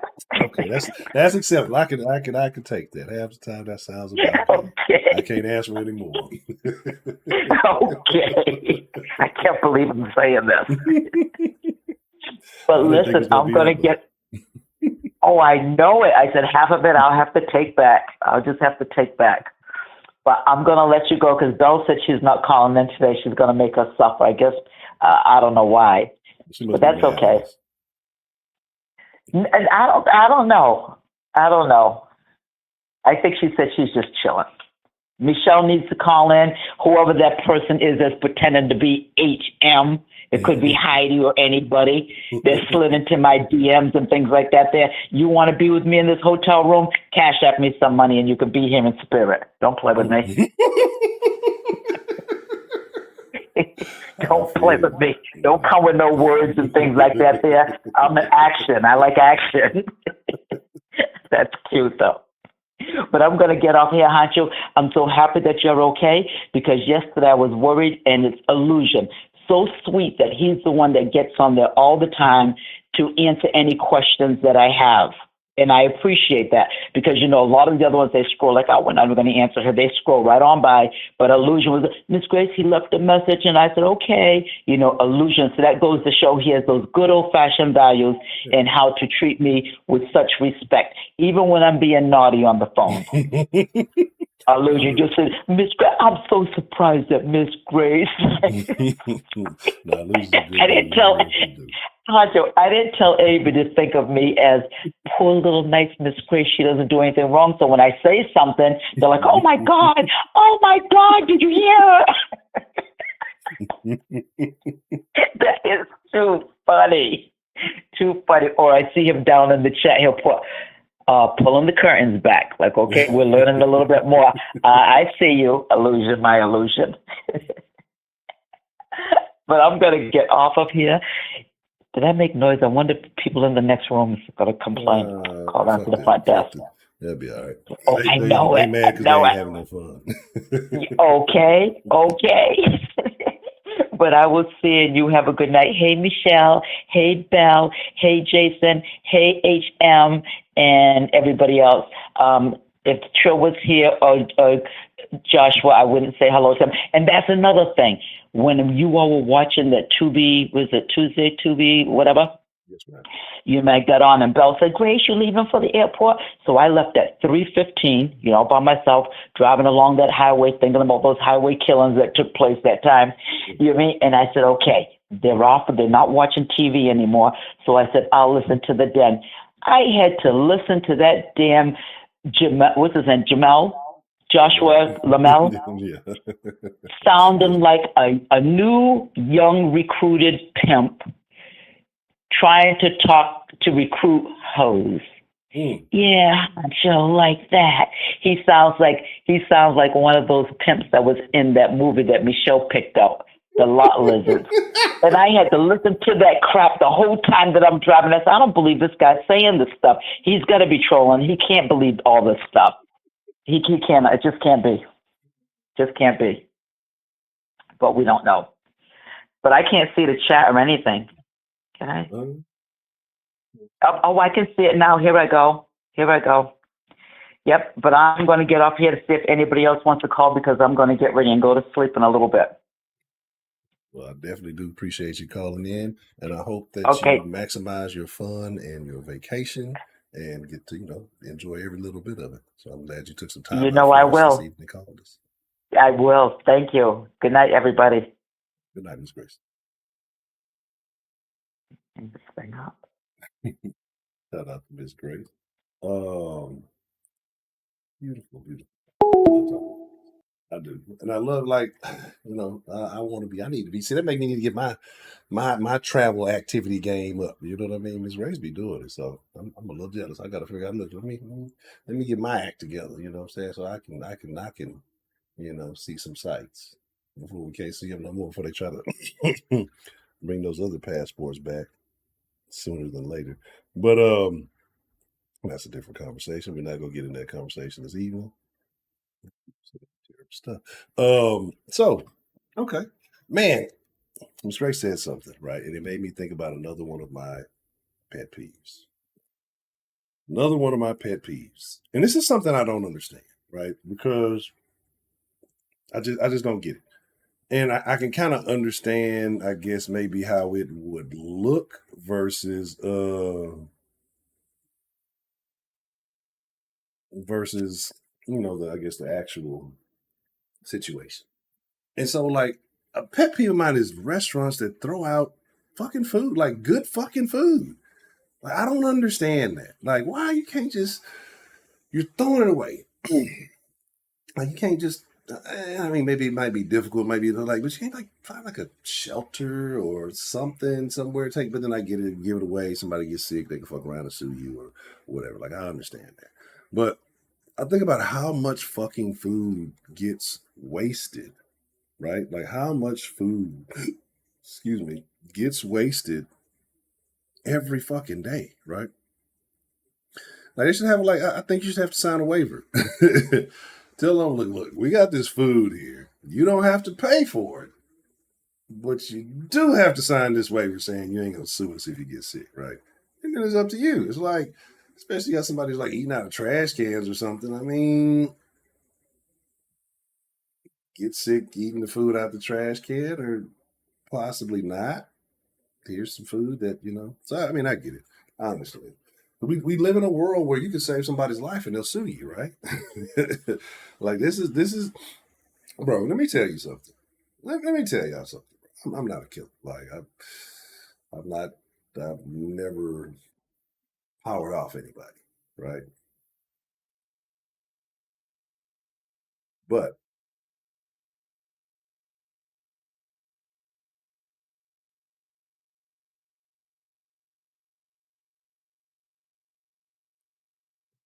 say this. Make sure I'm being honest. But here's my thing. If I saved someone's life, right, and I say this, I mean, depending on the person, I've had people fucking that probably should have been whatever. But you just kind of like whatever. But say a stranger. I think this is more suitable. If I saved somebody's life and they turned around and fucking sued me, I'd go finish the job. Right? Like if I save someone's life and then they tried to, hinder my life because of it, well, let me just go finish what should have been initially done. Right? We'll leave it like that. So, but again, it is what it is. The giveaway, like I don't again, like say all that food that gets wasted, it bothers me. Like, and again, I'm not on some hippie, let's feed everybody, let's I'm gonna see what's going on, like type of shit, but it's wasted, right? It's like it just I don't know. I just think about the way, but then I think about too, we're Americans, we like eating. And I talk shit about being fat and eating all that. I just happen to have a decent metabolism. So I probably eat more than most, right? Than I probably should. Not as much lately. I have been kind of like one meal a day lately. But it'll be kind of a big meal when I do eat it. But yeah, like it's just I don't know. It's like we got all this fucking food. I mean, half of it's fake. Yeah, we know that, but it's all this food that's getting wasted. Like, give it to somebody who can eat that shit and do all those. Oh yeah, absolutely. Like I was not look, frustrated, annoyed, maybe, but not worried about the Astros situation. Astros on the road, or so they need weird shit. They need to steal one at home, right? That's the crazy part. Shout out to Mark actually saying something meaningful. Yeah, the empty home. Like that's what I'm saying. It's just you know And here's my thing. I understand human nature, right? And matter of fact, shout out to Dan the Man, wherever you are today. Shout out to Dan the Man. You know what I'm saying? Had to shout out my boy in a minute. It's Dan, bitch. I'm Dan, bitch. Shout out to Dan. But it's like, yeah, think about it. All these homes, all these things. And again, I'm not on some, hey, well, let's just divvy up the wealth. No, you should earn, you should, work for what you earn and you should benefit. You should be able to, if I want to work harder than the next man to have more, there's nothing wrong with that, right? But that's in the sense of actually working harder. If I'm creating something that's benefiting society, not just being able to, trim off the top always and just eat. That's where you create a lot of lazy motherfuckers and a lot of people who aren't really contributing to society. They're just finding the loopholes and eating, right? And again, I'm not going to judge anybody if it's there and it exists. Then take advantage of it. Like, I'm not going to ever tell anybody to sell themselves short. Like, if you're willing to take the risk to gain a reward, do it. You know what I mean? Shit, it is what it is. But yeah, it's a lot of waste. We're very wasteful people, and the thing is, why it'll never be a situation where things like that get resolved is because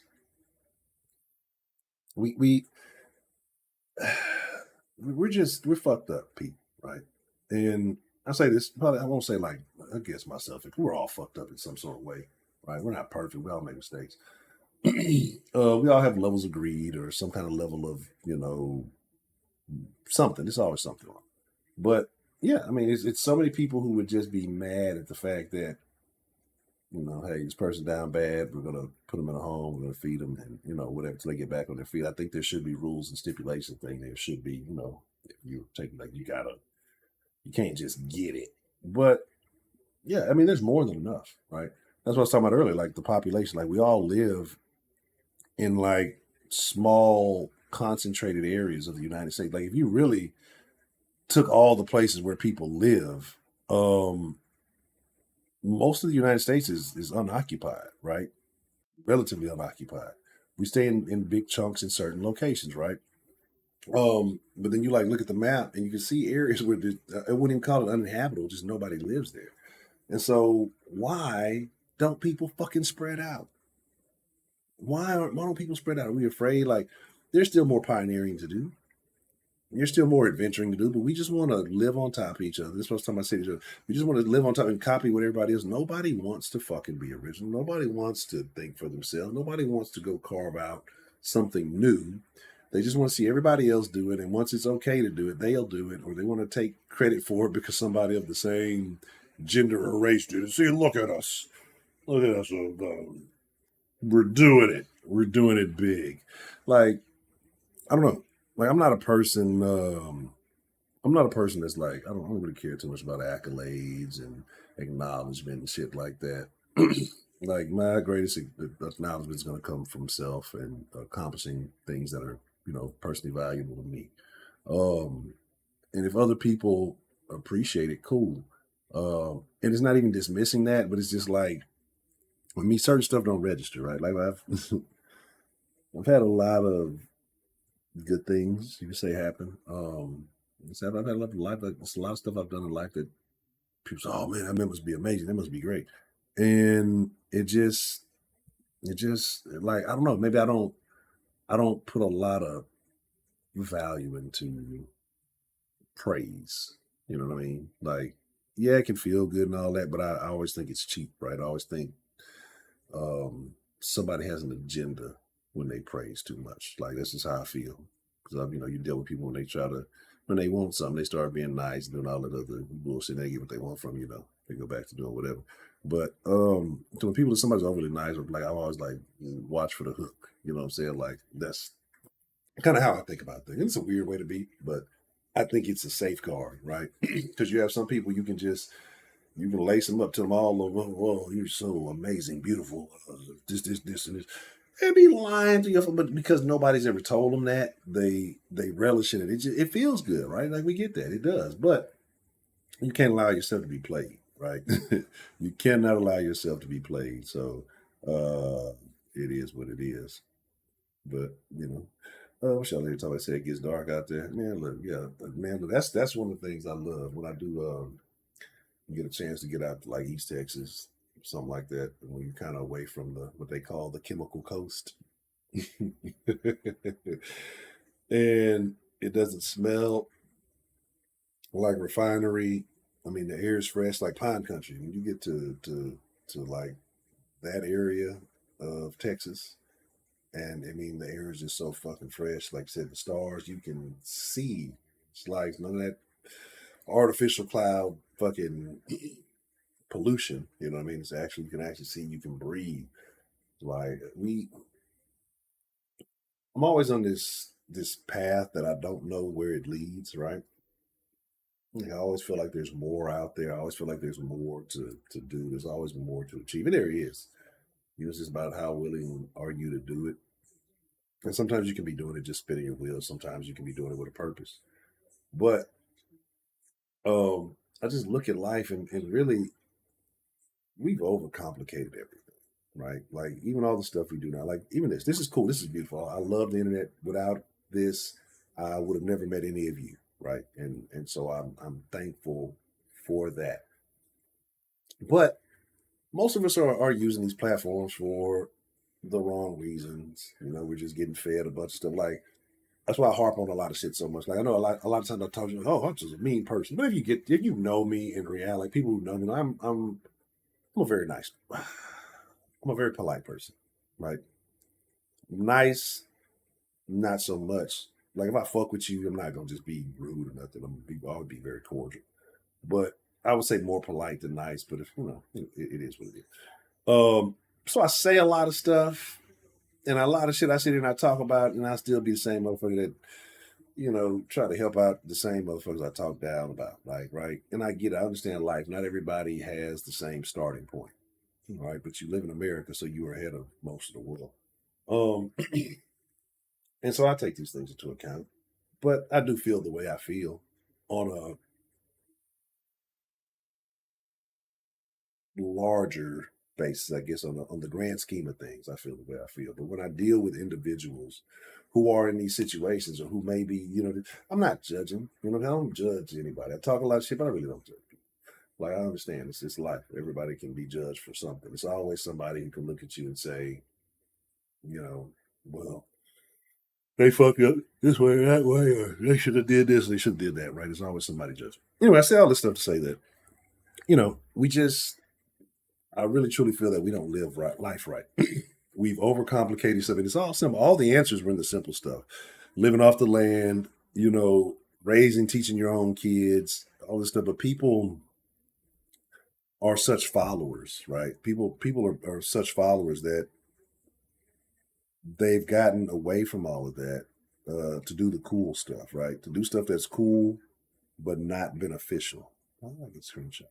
To do stuff it's entertaining, but it serves no real purpose in the grand scheme of shit, right? But we all do it. So I don't know. Like in my mind, I always talk about well, it's been a long time. Talk about moving to a rural area or having a farm. I'm dead serious about this shit. Like if I was to fuck around and like hit the lottery, the first thing I'm doing is seeking out a large plot of land. That's gonna be the first. Like fuck cars and all of those shit. Like yeah, eventually you're gonna do that, right? I'd allocate 10% of whatever lotto winnings for waste, like complete waste. So like if I take one like winning 40 million, I'm going to waste $40 million. I don't know on what. I don't know. 10% of the lotto winnings has already been allocated to waste. I'm never gonna win, but if I ever did win, 10% waste. But the first thing I'm gonna go do is go buy a big fucking plot of land, right? And put a fucking moat around that bitch. And I'm gonna make sure it's gonna be wherever the house is, it's gonna be way off from the road. So you're gonna have to drive like a mile down some kind of gravel ass road or something to get to the house. So that way anybody coming from a distance that's like a drone or some shit, I'm a fucking we gonna pick you off if you ain't supposed to be here. If you ain't supposed to, if you don't look like you got an invite, an evite, you know what I'm saying? None of that. So looks like this is gonna be the last steps you taking on this earth today, brother. It was nice knowing you. Like that type of shit. I put alligators in the moat, like definitely. With a drawbridge and everything. All that shit. Um like that type of shit. Like don't if you're not supposed to be here, don't be here type shit. And it's not, anyway. But I absolutely believe you. I agree, Brett. That's actually a topic we're gonna talk about soon. I think the last time we talked about the get out the hood, I think it was me and Mr. Man Up did a video. And I was just talking about leaving the hood. But now, and we might do it next week sometimes. Like I said, I got about 20 other topics on things, but just been kind of recycling this and just I've been doing my cloud chasing.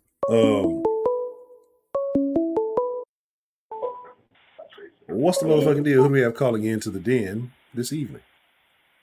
What it do, my brother? Mr. New York Ken himself. How are you doing this evening, sir? How did you know it was me? I took a wild guess. How you been doing, my brother? I've been doing good. Now, for whatever reason, when you call, you're the only call that shows up with like information. When I use this thing, everybody else's call shows up with like phone numbers. Yeah. What do you mean information? Well, I'm not going to say what information it states, just because it's private. But it I'm shows my assuming address. No, not like that. But I'm just saying it just. I believe is this the same number you use for business as well? Right. Okay, so it shows the business information. It shows my business. Oh my gosh. Well, the name. I've never. The name. I legit never knew that. Cool. Good for me. How have you been doing, my brother? I've been doing very good, Mr. Ken. How about yourself? How have you been? I've been doing good. Just working. Work, like Rihanna said. Yes, like Miss Rihanna. Nothing much. I've been tuning in here and there. I just haven't had the time to call in or be in the core disc like that. So today we was kind of talking about things that the pet peeves, things that bother us, things that annoy, especially while adulting. Do you have any pet peeves, frustrations, things like that people do that bother you, Mr. Ken? Well, I used to have a lot of pet peeves until I realized there's nothing I can do about it for the most part. Because, I mean, you talking at a certain level, like in front of my face, there's only but one or two things I can do to make you shut up. You know what I'm saying? And that comes with consequences that I don't want or I'm not inviting into this realm of life that I've been gifted with. So, I mean, I don't have a lot. I mean, it depends on the situation. Are you living with me? Not you in particular, but people in general. Are you living with me? Is it just out in the open? Or, like, what's the specifics? Well, this period. I mean, in life, like, so some of my things were, what do I mention? Badass children in the store. I can't stand people who don't chastise their kids, and I'd be more than willing to do it for them. Yeah. Things of that nature. Okay, well, definitely that one. Bad kid in the store, on the plane. Back in my day, I used to like chastise kids. That went wrong at some point in time, so I stopped. I can only imagine. I'm like, look, y'all can't be behaving this way out here in the store, in the grocery store. Where's y'all's mother? Mother's not even there. Father's not even there. Where's your mother? Like, you guys are literally pulling items off the shelves and just, skedaddling, Mm. even though I don't work there. But still, someone has to pick that up. And I used to work in. I mean, I feel like we all work in service in some way, shape, or form in life. I think our all of our purposes is to be of service in some way. So we're all of service in some way, shape, or form, whether it's work or not nonprofit. But yeah, definitely the kids, bad kids, grown kids. I don't like grown kids, bad kids. Um, okay, I don't like seeing interracial dating. What's That- what is the root cause of? And here's the thing, because I used to be a interracial dater, then an anti-interracial dater, and now, even though I'm not necessarily venturing out of I don't necessarily care as much, but it's not like a thing. So I'm just curious the roots of your interracial disdain. I mean, it's rooted in. It's rooted in history. Um, I believe that's like the core root. I Yeah, it's rooted in history. It's I don't believe, as I spoke about it before, what comes out of that, children, um, confused children in a world where many people already don't know themselves as is, and in a world where people are already confused, and throw in them and it and all of that, it's even more confusion. And it pushes you more away from getting to know yourself. Um, so those two mixtures, I just don't believe matches for your generational sake and for history's sake, for the sake of there's only but so much that you can do or say. And hey, this is if you are a revolutionary in some way, shape, or form, whether it be small or high, or if you think in that kind of way or live your life in that kind of way. If you want to be Sambo or whatever the kind of name, Mammy, if you want to do that, by all means, do it. Like, it's your life. I'm not telling people how to live. I just don't like it. And then when I see it, like how when white folks would see a black person and their nose would like scrunch up and they'll like look up and down, you're going to get that look from me. You're definitely going to get that look from me. So yeah, that's pretty much what that is. So yeah, You stand on your beliefs. Hey, I can respect that. I can't. Hey, a man has to have his own principles. Okay. All right, so no interracial, no little bad kids. What else is a frustration, a pet peeve? No stinking people in public. If you're stinky, dull, that's a big major problem. Oh my gosh, if you're fat and stinky, so disgusting.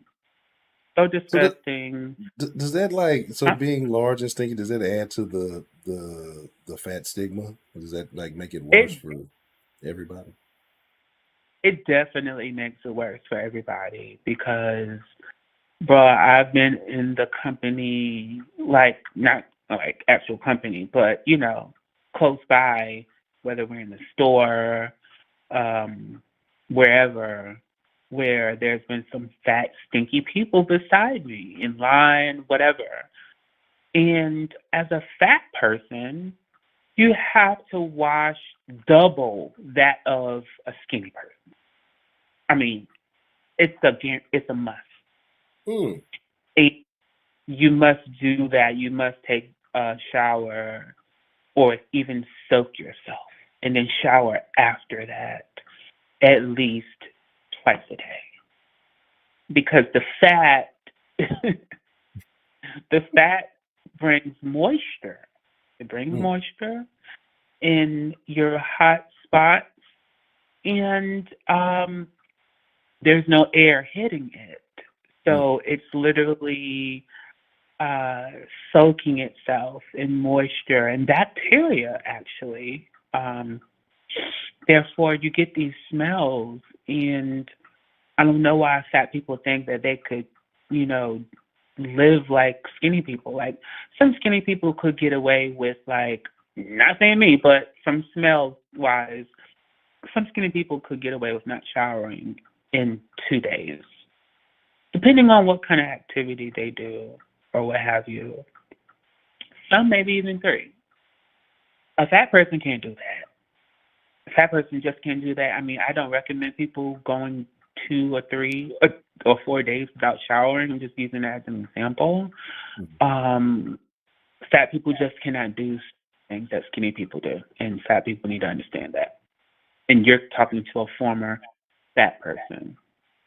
I was once that person, but I never, ever in a billion years, I've never stunk as a fat person. I put my hands up, like never. Never stunk as a fat person. I've always been extra, extra, extra clean, extra, extra, extra, extra smelly good, and not putting deodorant. I mean, not putting like cologne, top of me on a dirty body. No, it's a fresh, clean, daily. Yeah. Cologne and funk No don't matter mix. what. The cologne and funk don't mix. Some people will try to put the cologne overlay to try to avoid doing the full process. That shit don't work. So just if y'all out there and y'all one of them, I'm just gonna do a little nah, my nigga, don't do that. You fucking up the Bruh, it brand of makes the it. cologne. It's still bad. Bro, when I used to go to the club, I used to be smelling fish sticks and poo-poo platters and Finding Nemo trout dinners all up in the club from the women's legs. Man, the poo-poo platters was poo-pooing, and you. I mean, that should be a sin in the Bible. That should really be a sin. Coming out smelling like that. Going back to kids, because people tell me that I don't have kids, I don't have a right to speak on parenting. Okay, if that's the case, then men can't birth babies. Men shouldn't speak on pregnant people or anything dealing with pregnancy. And women don't have balls, so they shouldn't be able to speak on the bodily autonomy of a male. And that means heterosexual people cannot talk about gay people because they're not gay. I mean, I could just go down the list. It's a very foolish statement to make because, one, for the most part, most of us, or if not all of us, have been around children. I mean, whether we lived with them, whether we were older siblings, whether at the cookouts, whether in the grocery stores, whether your friends have children, we've all been around children. And we've all been in the school system. So my deal is with how you raise your children. It is my business. It's very much so my business. Why? Because my life will be affected by your children at one point in time. My niece and my nephew, their life will be affected by how you raise your children, by your children. So yeah, it's very much so my business. It's my business. I take it personally. Yeah, it's my business. The way you raise your children is my business. That's how I look at it. I definitely agree with that. Hold on one moment. Miss Meat is in here, and I'm actually surprised Miss Meat is in here because I figured she would have been here about 2 weeks ago talking shit. So hello, Miss Meat. That's all I have for you. Now, Mr. Ken, as you were saying, So, and I agree with you. That's actually a very good point, because those kids, I talk about that always. Because I talk about like this generation, and I know everybody says it, every generation of kids, but this generation of kids is worse, because not only are they're reckless and doing whatever, they're the most susceptible, because they're the easiest followers. They look to be followers. Like, nobody wants to be independent, nobody wants to be a leader, and they don't have souls. Like, and it's not their fault, because when you have parents, as soon as you pop them out, you're putting that screen in front of their face. Yeah. That's who they respect. And I keep telling, so as a parent, if you listen to this, or you know somebody's a parent, you know, you just hating on kids. Like, you got to think about it. Like, if you've put that screen in your face since they were a child, before they could talk, they've been being impacted by the visuals and the things that they can't comprehend as a baby. And I see this shit all the time. That's the shit that makes me like, I want to punch people in the face when I see they have a kid in a stroller and the kid's holding the fucking phone. Like, a kid that can't talk, Yeah. can't communicate, and it's holding the phone, is looking at it like that's not your kid anymore. It's because that kid has Yeah. been more indoctrinated by this phone than anything you've ever done. If you're that type of parent, I guarantee you didn't read to that kid while it was in the womb. You didn't do all. You was Nope. probably on the phone yourself. Like, you weren't doing the things to help this kid grow up. And so now this kid doesn't have social skills. It doesn't know how to Yep. interact with other people. It's selfish. It can't function normally in society. And then you're going to expect that one day this little motherfucker's going to turn 18, and you're going to push him out into the world, and the world's just going to accept him. Like I say, Right. that little motherfucker going to get their shit pushed back, because they're going to come across another one of them little kids who had a little hard, a little rougher, who parents also ain't give too much of a fuck, and they done got pushed out into the world, and and they about that. So, like, people get mad about it, but it's parents nowadays that are doing it to their own children. The parents nowadays are, in my opinion, the worst batch of parents that we've had in existence. You know what I mean? For real. I can totally agree with you on that. I agree with everything you said about the whole tablets. Tablets are raising the children.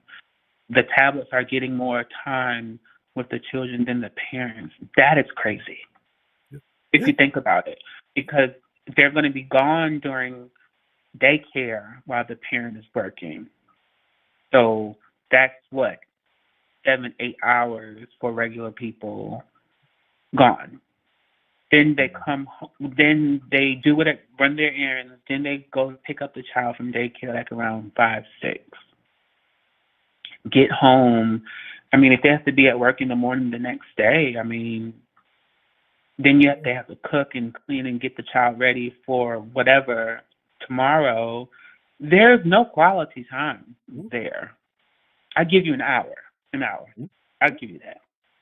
Maybe 2 hours. Let's just say 2 hours a day. And then you get more time on the weekends. But predominantly, you aren't. The tablet is raising the child, bro. Like you said, that's crazy. Crazy. My uncle, my brother does that with his children, and it's hard to combat that when the parents are allowing that, and it's out of my hands, because what am I gonna do? You know what I mean? Man, I'll be wanting to punch parents. I'm like, well, what am I gonna? You the fucking parent? What the fuck you mean? What are you gonna do? You're gonna raise the motherfucker, right? That's what you should be doing. Like, I don't get this. Like, I don't know. What am I? Take away all the privileges that you gave them. You made them that way. Like, and again, people don't realize they're digging their own graves with a lot of these kids. So, but bro, they don't. The reason why they don't know what to do, the reason why they're doing all of these things, is because they didn't want to have these children to begin with. They didn't want to have these. For sure. We'll start having a real conversation. Bro, to me, there's a small percentage of people. How many people do you know in conversation that have children that have said to you, we plan to have our child on this date. I ovulated, and we set up the ovulation, and we actually sat down and planned for this. How many people do you know in life? One I might have saw on TV, if any, but probably none. But I can guarantee you this: I know at least 7. I can think of 7 people off the head, as you were saying, that have told me, women that have told me, I wish I didn't have kids. I wish I would have Yeah, thought differently before I had these kids, or I wish I would. yeah, And it's like not that I don't love my kids, but it's like because you're forced to. You have to love them, not to see to have them.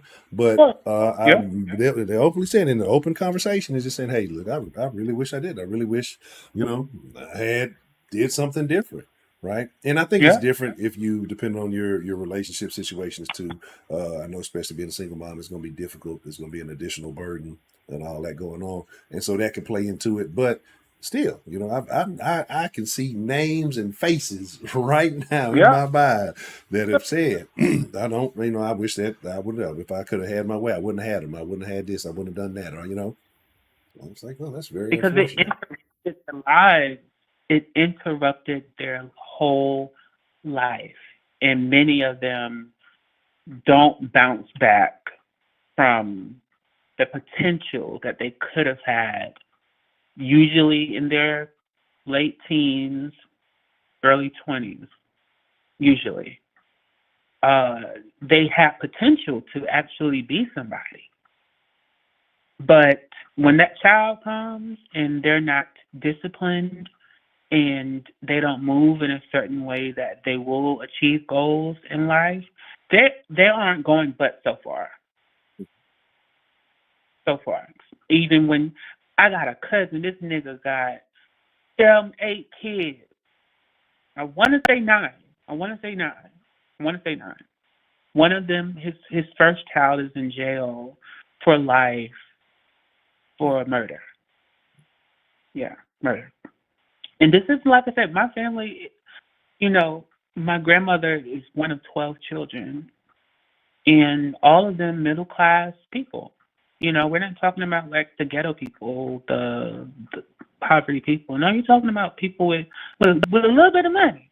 You know what I'm saying? Yeah. They got their trucking businesses. They doing their thing. There's no need for you to be going out killing niggas. I mean, there's just no need. His grandfather has a mansion that they all live in. There's literally no need to be living that life. Well, you gotta But make sure you gotta update your black card every year, man. You gotta make sure you stay black look, certified. right, and that's what Jay Moran found out, that he had to update his black card by flashing a gun on the internet. But but my cousin, he is now in his late 40s, early 50s, and he had a stroke, and he doesn't have health insurance to cover the hospitals and all the necessary. So my uncle, which is father, is going to cover all the costs on surgery and all of that, and the home aid and but I'm like, yo, why don't you have insurance? I'm like, what's your problem? So I stopped working years ago because I didn't want to pay child support. So you stopped working, period, because you didn't want to pay child support for the kids that you lay down to have. Now you have no Social Security. You have literally nothing. No 401k, no retirement fund. You have nothing, and you're being cared for by your father and his wife, which is his mother, and you're living in their home. I mean, it's the mansion, but you're still living in their home at a man that's pushing 40. I mean, that's in his late 40s, pushing 50. It's crazy. Why are you popping out and having kids and like that? That's the thing that blows my mind. Like, one, I'm not chasing. I don't really care about it. I don't want any. You know what I'm saying? I'm not trying my best to never fuck up and do it. But if I did, I understand the program. Like, it ain't about me no more. I made this decision. I done brought this entity into the world. It's time to tighten all the way the fuck up. I don't get to have fun. I don't get to, do the things I want to. It's something more important now, right? So I could only imagine. I couldn't imagine doing it 9 fucking times. And be like, nah, I want to opt out because I don't want to be like that. Right. There ain't no motherfucking way. Ain't no fucking way. So Yeah. yeah. Yeah, I don't get it. I just have one family member who's told me that she and her husband planned for a child, and it would be her because she's like the bougie cousin. She's actually my age and married, live upstate New York. Beautiful home, beautiful family, and this is her second child. And she said that they actually planned like by the date, like when her ovulation and all that crap is. And I mean, I was so impressed. I was like, oh my gosh, I am 30 something years old, and this is the first time I've ever heard anybody say they planned for this other than TV. And I was just so amazed. This was just like a couple months ago. Yeah. That's why it's fresh on my mind. So, I mean, when it boils down to it, I believe that's the reason why these parents lack in their parenting, because they really don't want the kids. They care for them, they love them, but not as much as they care and love for themselves. And the thing about you mentioned earlier about getting the kid from daycare and coming home and cooking and cleaning, but the thing you picking them from daycare and shit, when you back it out, you still put them on the tablet while they're at the house, and or if you do have that little bit of time before work, mom and daddy, whoever, they getting on the tablet themselves. They got to catch up on what's been going on Facebook or whatever, you know what I'm saying? And so the kids see the parents doing it. Well, that's what I've been doing since young, so this must be, what we do. And so it's like, I can't fault the kids, but fuck them. They said, look, I value myself, so I ain't finna let these little bastards just, do what the fuck they want to do. But yeah, it really is on the parents, you know what I'm saying? Because the cheap babysitter, the electronics or whatever, and it's crazy. And also the idea that you got people who go to work just to pay for daycare and don't see that that doesn't make sense. You know what I mean? Like that's crazy. So, it's pretty sad. I don't know the solution for that. I mean, I do know, but I'm a bit too radical. So I know a solution for it. I mean, I believe it'll get worse until the internet and the system collapse. I mean that's just pretty much. When the internet collapse, when it does collapse, make sure you are well prepared, because you're going to take a bunch of little people who have never known life without it. And that's why I say, thank God that, I came up in the era where, because it was right in that transition from living like human beings who had to go out and do everything, physically. You had to go out to go pay the bills. You had to mail checks. You had to do all this other stuff, to transitioning into that digital age. Those ones who have been nothing but the digital age will not make it, right? They're going to lose their mind because they've been, that's dope. It's digital dope. There's studies that show that these kids who are on this shit, that it's basically if you were to take away their devices, they're going to have the same withdrawal symptoms as heroin, right? So I remember reading a story a couple of years back about a little kid who killed himself because his mama took the shit away because she talked about how she saw him losing his personality and he just being there, and so when she started taking it away from him, he literally did not have a personality. He was he didn't know what to do with himself, and he'd be miserable, be just and so people don't realize you fed your kid this thing that thinks for them. It tells them what's supposed to be funny. They hear everybody else laugh, so they I don't know if y'all have noticed this. This is something I actually used to notice a while back. The kids do this thing nowadays where they fake laugh for attention. For attention, and they'll do these outrageous fake laugh for attention, like it's not that funny, and you kind of got look, what you're doing, we can tell it's not real. You know what I'm saying? We know you're doing this for just because you see people on the internet doing that doesn't mean this is not how people in normal society act. And parents don't educate their kids on this shit, and you just dismiss it. Like one day it's never gonna fucking click until you say something and address the fucking problem. You know what I mean? Yeah. It's just. And speaking of that, darn it, I hate when that happens. My short-term memory is trash. Okay. You just said, what was your sentence? I don't know how. They basically just said that they were on the. Nope. These kids are lacking personality. That they laugh fake. Laugh. That. Like, maybe because I'm big on words. Okay. So when people say something is funny, they'll be like, dang, I'm dead, or LOL. But they're actually not laughing. Yeah, not laughing. And they do that on and offline too. I don't get that. I'm dying. Oh, I'm dying. That's crazy. That's so funny. But you're not laughing. Yeah. Like, That's a very. When people dance, has always been my pet peeve since I was a kid. When people dance and they're maybe in a group, and this is male and female, and it's only a black thing. When people dance, whether it's in a group, at a party, whatever, and they do their little dance, like they know they're doing something, and then they look at each other. They look at the dancer turns around after they finish doing their dance, and they just start laughing, and everyone starts laughing. Do you know what I'm talking about? Yeah, I know exactly what you're talking about. Yeah. It's like people hit 1, 2, pop, pop, pop. Yeah. But it's like, what's funny? What's funny, nigga? What's funny? People just dancing. Yeah. What is funny? That's a good point. That's bro, it pisses me off when I see that. Like, bro, celebrities do it.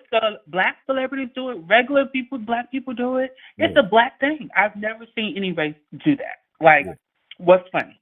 Yeah. That's very exciting. I see it all. I've never really just kind of thought about it. I always thought it was kind of goofy, so I never really just really think. But yeah, that happens a fucking lot. So yeah. Bro, since you was a kid, right? Yeah, it does. They did it at the conferences. I'm like, bro, see it in the club. If you go to the club, they do it in the club. They do it online. And it's just like, nigga, like, why can't you? I mean, because you laughing. Okay, we're going to another thing. When people are calling themselves insulting each other online or having a back and forth, and then they put LOL, that bothers me. When someone is texting you and they're being serious about something, but they don't want to hurt your feelings, and they put LOL at the end. To me, it's so cowardice. One, nigga, I know you're serious. Yeah. Be a man or a woman about your stuff and leave it as that. Do not put a LOL at the end of a serious text. Or you're calling me out lightly text, but you're putting LOL at the end to like smooth it, little cake topper on it. No, like, don't put that. And it bothers me, like, when I see grown men online and they're like going back and forth, they're putting LOL. It's like, nigga, you're not even laughing. You're not laughing. I feel like it's just a bunch of cowards walking around. Like, oh. Okay, so that bothers me. Cowards. When people do that thing with their in the back of their throat, they say they're scratching their throat. I can't do the noise. Oh, that little. Like, and then did that and with the ear at the same time. You ever see somebody do that? Like we do. Yes. Oh man, that shit is man, bro. I hate it. I've never understood it. Like, does that clear something out? Does that work? Like, I've always wondered what that shit is. That's a good. Oh man, that's a good one. That's they're scratching their throat. But how is that scratching your throat? Like, I don't get it. I don't know. I've never done. Like, I don't. I just know the noise. It's funny because it's a particular individual I think of when you said that shit, and I used to always wonder, like, what the fuck are you doing? Why are you doing that? Like, what is that? What does that solve? Right. Yeah. You keep doing it. So how is it solving it? I don't know. I think that's my. I honestly don't know. I mean, people who drive crazy, people who drive slow, people who walk slow. I say, oh yeah, you'd have been around them New Yorkers too long. You know, you got walking too fast, moving too fast. I was just talking about y'all earlier because I said I talk to folks every day. And talking to New Yorkers is probably my toughest deal. Why? Because I think that they are the least polite. Or not East Coast. Oh yeah. When I talk to like Southern folks, you know, always real smooth, real good conversation, very polite back and forth. East Coast folks, and this is, you know, a certain where I'm assisting them with something that they need, but they just be kind of like, and they'll have limited or don't even have the information that's needed or whatever. Maybe it is just the energy, and I be able to catch myself, right? I mean, it's two things I have to catch myself doing at work, right? One is not. Because again, it takes a lot to get me annoyed, but it's like little rude things can annoy me real fast. So like today, I had it was a guy, super strong Middle Eastern accent. Like, oh, those are the toughest calls, right? Because it's just I know that they're doing their best to speak their best they can, but it's just there's a little bit of a barrier. Anyway, so I asked him to spell his name for me, and he told me no, and like. And like I don't know if he because eventually he did because he had to, but it was just like I don't know if he wasn't just getting it in the context of that situation, like trying to make this process smoother. And he just said, and it's like I had to think about it. I was like, I'm on a recorded line. You know, my calls are still supervised right now. Just, you know, blah, blah, blah. But I'm just like, I'm gonna say, bitch, what the fuck you think we gonna get done if you don't tell me what the, you know, anyway. And so it's just like I had to catch myself, and by the end of the call, you know, it was annoying. It was just tough to get through it. But that one, and I said it was two things. I forgot what the second thing is. I went off on that little the little rabbit trail. You were talking about how people talk. Yeah, about how people talk. What was I saying? It was something else with the New Yorkers that they do. Their attitude. Yeah, they get a little bit of attitude and the accent. I'm gonna be honest, and I saw this the other day. You know what I'm saying? Like I think it's a native New York thing, but they said that New Yorkers have like the least desirable accent, and I believe it. I believe it because I get some, and I was just like, I'm gonna be honest. Like I get calls sometimes from like say women or whatever, and my mind goes to degenerate places sometimes, right? I just think thoughts, right? I just do, and so like I'll hear these women, and sometimes I'll be like, man, I bet this bitch sounds annoying as hell getting back shots. Like she probably sound like a one of them old school. Just because of the way her voice sounds. So I'm just thinking, I just imagine this type of shit. And I'm on the phone with these people thinking this type of shit, like trying not to let and the other thing that I got to be careful doing, I remember what it was. When I answer the phone, y'all have no idea how many times I have almost said, what's the motherfucking deal? Answering that damn phone. Like I almost did it twice today. Like I start like, what? And like had to like, catch myself. Like, oh shit, I'm trying to get fired today, I guess. Like, bro, you definitely gonna get fired. You were definitely gonna get fired if you said that. Immediately. Like I'm talking about like I've caught myself probably over the course of shit, maybe like 4 or 5 times, but like twice today. I don't know where my head was at. But yeah, I almost said, what's the motherfucker? They'd have been like, what? Who am I calling? This is not the right number. I don't want to speak to you. The deal. I'll tell you what the fucking. I'm calling your supervisor. That's the deal. Like, I'm gonna write a letter. You know, white folks. One thing white folks gonna do, they're gonna write a letter. I'm writing to your. Oh man, you ain't lying. They gonna fax some shit. Hey man, folks love to fax some shit, boy. Shout out to Mary the Contrary. But yeah, it's a it's a wild deal, man. And so like talking to people, and even though, you know, like I'll try to sneak in some little side convo, just, you know, like I say, just with different people in different regions and shit, just hey, what other chance do I get to just talk to people like this outside of the den? And so yeah, and like I say, it's just it's a difference. It's definitely different. Like I know You know, like I said, I'm from South, I move slow. I'm slow boogie. I'm deliberately slow boogie, especially, you know, being from Houston.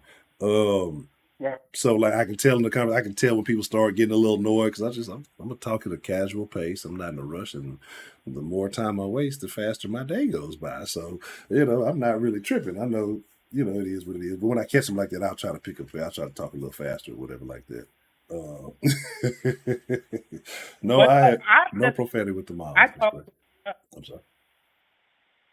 I talk slow as well. I don't talk fast. I only talk fast when I'm upset. But I don't talk fast. And a lot of people get annoyed with me too because they're like, "Okay, get it out." I'm like, "I can't. I talk slow." Like, but I do know where you're talking about that accent is unattractive. To me, I think it's more so unattractive with women, particularly Black women, Hispanic women, when they talk with the New York accent and they're using it 9 times out of 10 roughly, it just sounds more masculine. Dead ass. Yeah, Dead dead ass. ass, bro. Like, What's yo, up? my nigga. Yo, I'm telling you, bro, my nigga. Like, I'm telling you, like, bro, my nigga. Out there Like, sound like bro, Starlet and shit. Yeah, that shit. bro, for real. That's Yeah. how they sound. Yeah. That's how they sound. Like, I'm gonna post a video of this girl who was on the phone. I said I was gonna do it a while back. She was on the phone fussing with some girl about some nigga that ate her out on her period. And this was at 10 o'clock in the morning on a Saturday morning outside, and the girl was just parading outside on the phone, just fussing with the girl on the phone, on FaceTime. And I'm like, this is early though. This is too early to be fussing. I don't get it. But Yeah, I mean, I guess you got to fuss when you got to fuss. I don't understand. I guess, you know, maybe it's just me.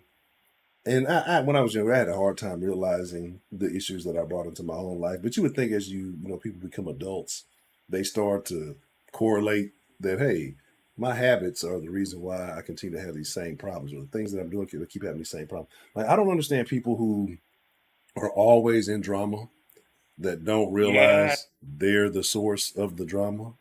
So yeah. yes, that's a weird thing, That's especially those people have been in drama. People like that, they've been in drama their whole lives. Pretty much, they have been in drama since school, and when you're in drama for that long, I mean, it ends up being the fact that you need drama to as a source of energy now. Like, people get a lot of energy from fussing with people, yeah. and that becomes like a life source to live, even in relationships.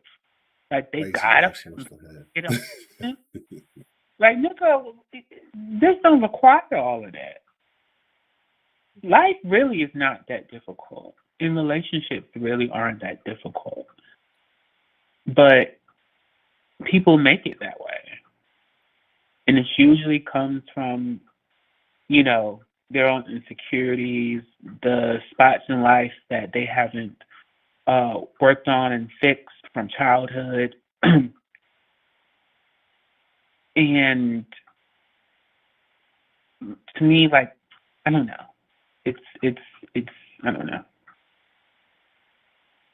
I can't really explain it. Definitely. But I definitely understand. I I mean, don't they trap, and it's sad really because it's obvious, but for whatever reason, they just can't grasp that concept. You know. yeah, they're definitely trapped. And I feel sorry for them. I really do, because the life is, it's just, to me, life is beautiful. Like, once you stop getting in your own way, it becomes beautiful. It still has its, you know, its highs and lows, because that's life. You know, you're gonna suffer for whatever reason. You're gonna go through some trials. You're gonna have some highs. But that's what makes life interesting. I mean, if your life was all wins, I mean, some say that would be great, but like, where's the learning? Like, yeah, you can learn from wins, but you learn from losses too. You said something, and that's probably the most important thing out of all this. Like that life is not that hard when you start getting out your own way, and For real. that's the thing. But the sad part about it is a lot of us were kind of pre-programmed to get in our own way, you know, Yep. by beliefs instilled by the people around us. You know what I mean? And it's unfortunate because it can be hard to shake that because you know Yep. you don't look at it as malicious because hey, these are people you love and care about, but also you got to take a step back and realize maybe this person didn't have the understanding or the knowledge or whatever it was that needed to be provided me at that time. And they instilled this belief system in me that hindered me.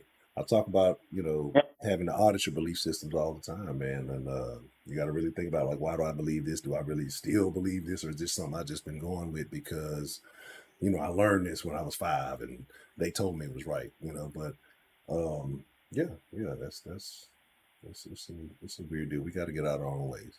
That's a huge thing, and and I still work on that because a lot of times things will happen and they'll be going good, and then because you're so used to things not going a certain way, you'll self sabotage sometimes, and you just can't believe that things are going as well as they should be because you're not used to it, or because you've been instilled with this belief system that things have to go this way, or to have certain successes, it has to be difficult, or it has to be a challenge every time. There are going to be challenges, like I said, there are going to be challenges, there are going to be obstacles, but sometimes it is just that easy, right?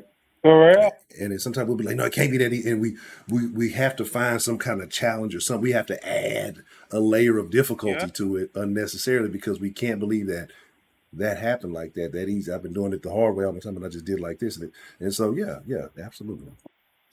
And because the people have programmed, especially black people have programmed each other to believe that in order to have a successful relationship or marriage, you've got to suffer. You've got to go through it, you know, and it's in that carries on with life as well. Like you're not respected unless you've been through the what do they say? You've been through the trenches. Yeah. Nigga, you ain't been through the trenches. Like nigga, like I don't gotta go through trenches. I'm sorry. I don't do the trenches. I don't do them. I told my mother once, that she needs therapy, and she told me, she said, "What is a therapist going to tell me? She don't know nothing. She ain't been through the trenches." Nigga, what? So therapy can't be helpful to you. A therapist cannot be helpful to you because you're saying that therapists don't go through hard times in life, which is a foolish statement to make because you don't know these people. You don't know them. And let's just say, I'll give it to you. Let's say the therapist didn't go through through the trenches like you did, but she still went to college to get this certification. She's also has had clients for years to gain more experience. It's the same way my mother, does the pills and all this stuff with like nursing home stuff. And like I can't walk into your shoes and start giving out pills to old people and niggas gonna die.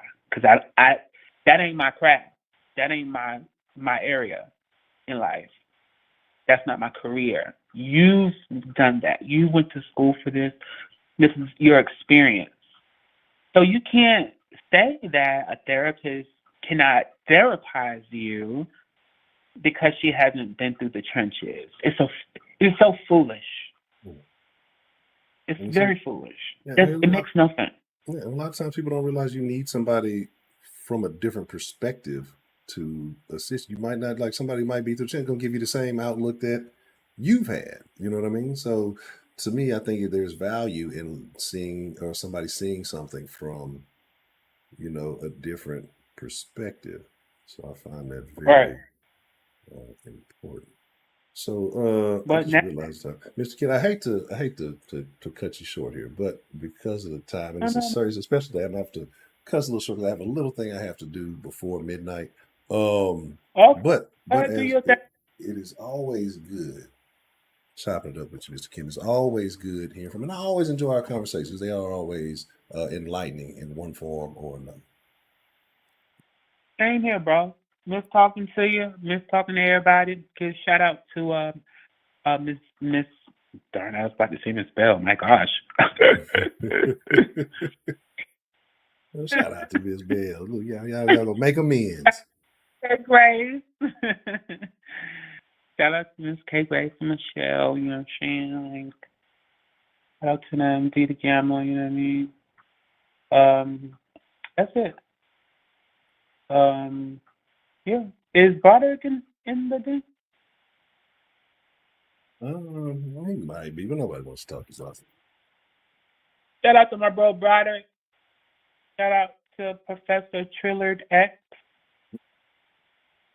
and the rest of the den that messes with me. Shout out to you as well. But you have a good night, man. Are you going to be in the core disc? Yes, I'm gonna be in the Discord. I just have to do a little something just before midnight. But yeah, I definitely will be in the Discord shortly after the stream. Oh, okay. All right. Well, thanks for having me. Nice to catch up with you. And hopefully I'll see you in the court disc. Absolutely. Deuces. Absolutely. Shout out to Mr. Kidd. Shout out to you, bro. All right. Thank you for coming. It's always good conversation with Mr. Ken. Shout out to D the Gamma. I appreciate the love. I'm working on a thing, and I think it did work, but I don't think I set it up right. So I was working on a thing. It did, but it didn't. So when I get that fixed right, it'll be cool. But shout out to D the Gamma. I appreciate the love because I was working on a thing to that way whenever somebody does donate, like it'll freeze frame, take a snapshot of the picture or whatever's going on the screen when it happens. Um, so it kind of did, but what it did, like I have to set up. I changed some stuff around, so it didn't do it appropriately. It posted like it was supposed to, but it didn't post it right. So, but it'll post in the Discord. Anyway, like I said, just working on a lot of little things. So real quick, I got to do a little thing, but I will be in the Discord immediately. Basically, I'm already in there. I just a little personal matter I need to tend to because of the day. And I'll talk to y'all. If y'all in the Discord, I'll chop it up with y'all, but it ain't for everybody. But yeah, so make sure y'all in that thing again. I'm already in here. Beat me there. You can't beat me there because I'm first. So, that's how it is. But meet me there. I'll be in the Discord after this. Let me go ahead and drop the link in here and let me go take care of this real quick. And then, like I said, I will be joining y'all in the conversation. And I thank everybody for pulling up this evening. I enjoyed chopping up with y'all about the various frustrations and pet peeves. That was definitely good. Shout out to Kitty, brought some good stuff. That little scratchy though, that was a good one. I forgot all about that shit. That little shit, boy, ain't no way, boy. Let me drop this link in there. Let me see. Blicky. Keeping it real time, Riley. How are you doing this evening, ma'am? Always good to see you. It says you need to stay with Grey Goose. Strawberry Rita on the rocks. Okay. Likely thorn. I don't even know what that is. I'm telling y'all, man, look, Miss Grace, once you try that Tres Raciones, tell me what you think. Tell me which one you like the better, that or the Casamigos. So I know what y'all prefer. All right, let me get out of here so I got time to do what I got to do. I thank y'all. Discord, everybody in there. I'm dropping the thing right now. Link right here. That's the link to it. We'll get in there and active food in just a second. And again, I thank y'all for being here, man. I do appreciate each and every one of y'all. Every single one of y'all do. Whether we I chop it up more frequently with you. It was every now and then. I seen Robbie G come back through here. Shout out to Robbie G. It was good to see you, man. Been a minute. Like I said, when I see folks in a while, I just pop up and I haven't seen them, knowing that you're alive and doing well. That's a good feeling to me, man. So just being a part of this community, that means something. So I thank you for letting me in your life tonight. It has been my honor. It has been my privilege, but more than anything, it has truly been my pleasure. It's your boy Ed Honcho. I'll get y'all in the Discord, link in the thing. If y'all don't get the Discord, 9 tomorrow night, we'll be cutting up. We ain't gonna talk dirty after dark in a while, so I said we're gonna do it last week. We'll talk crazy tomorrow. We'll talk real crazy. I'm pretty sure I got some shit to talk about. All right, I'm gone. Catch y'all on Discord. I appreciate y'all. Hold on.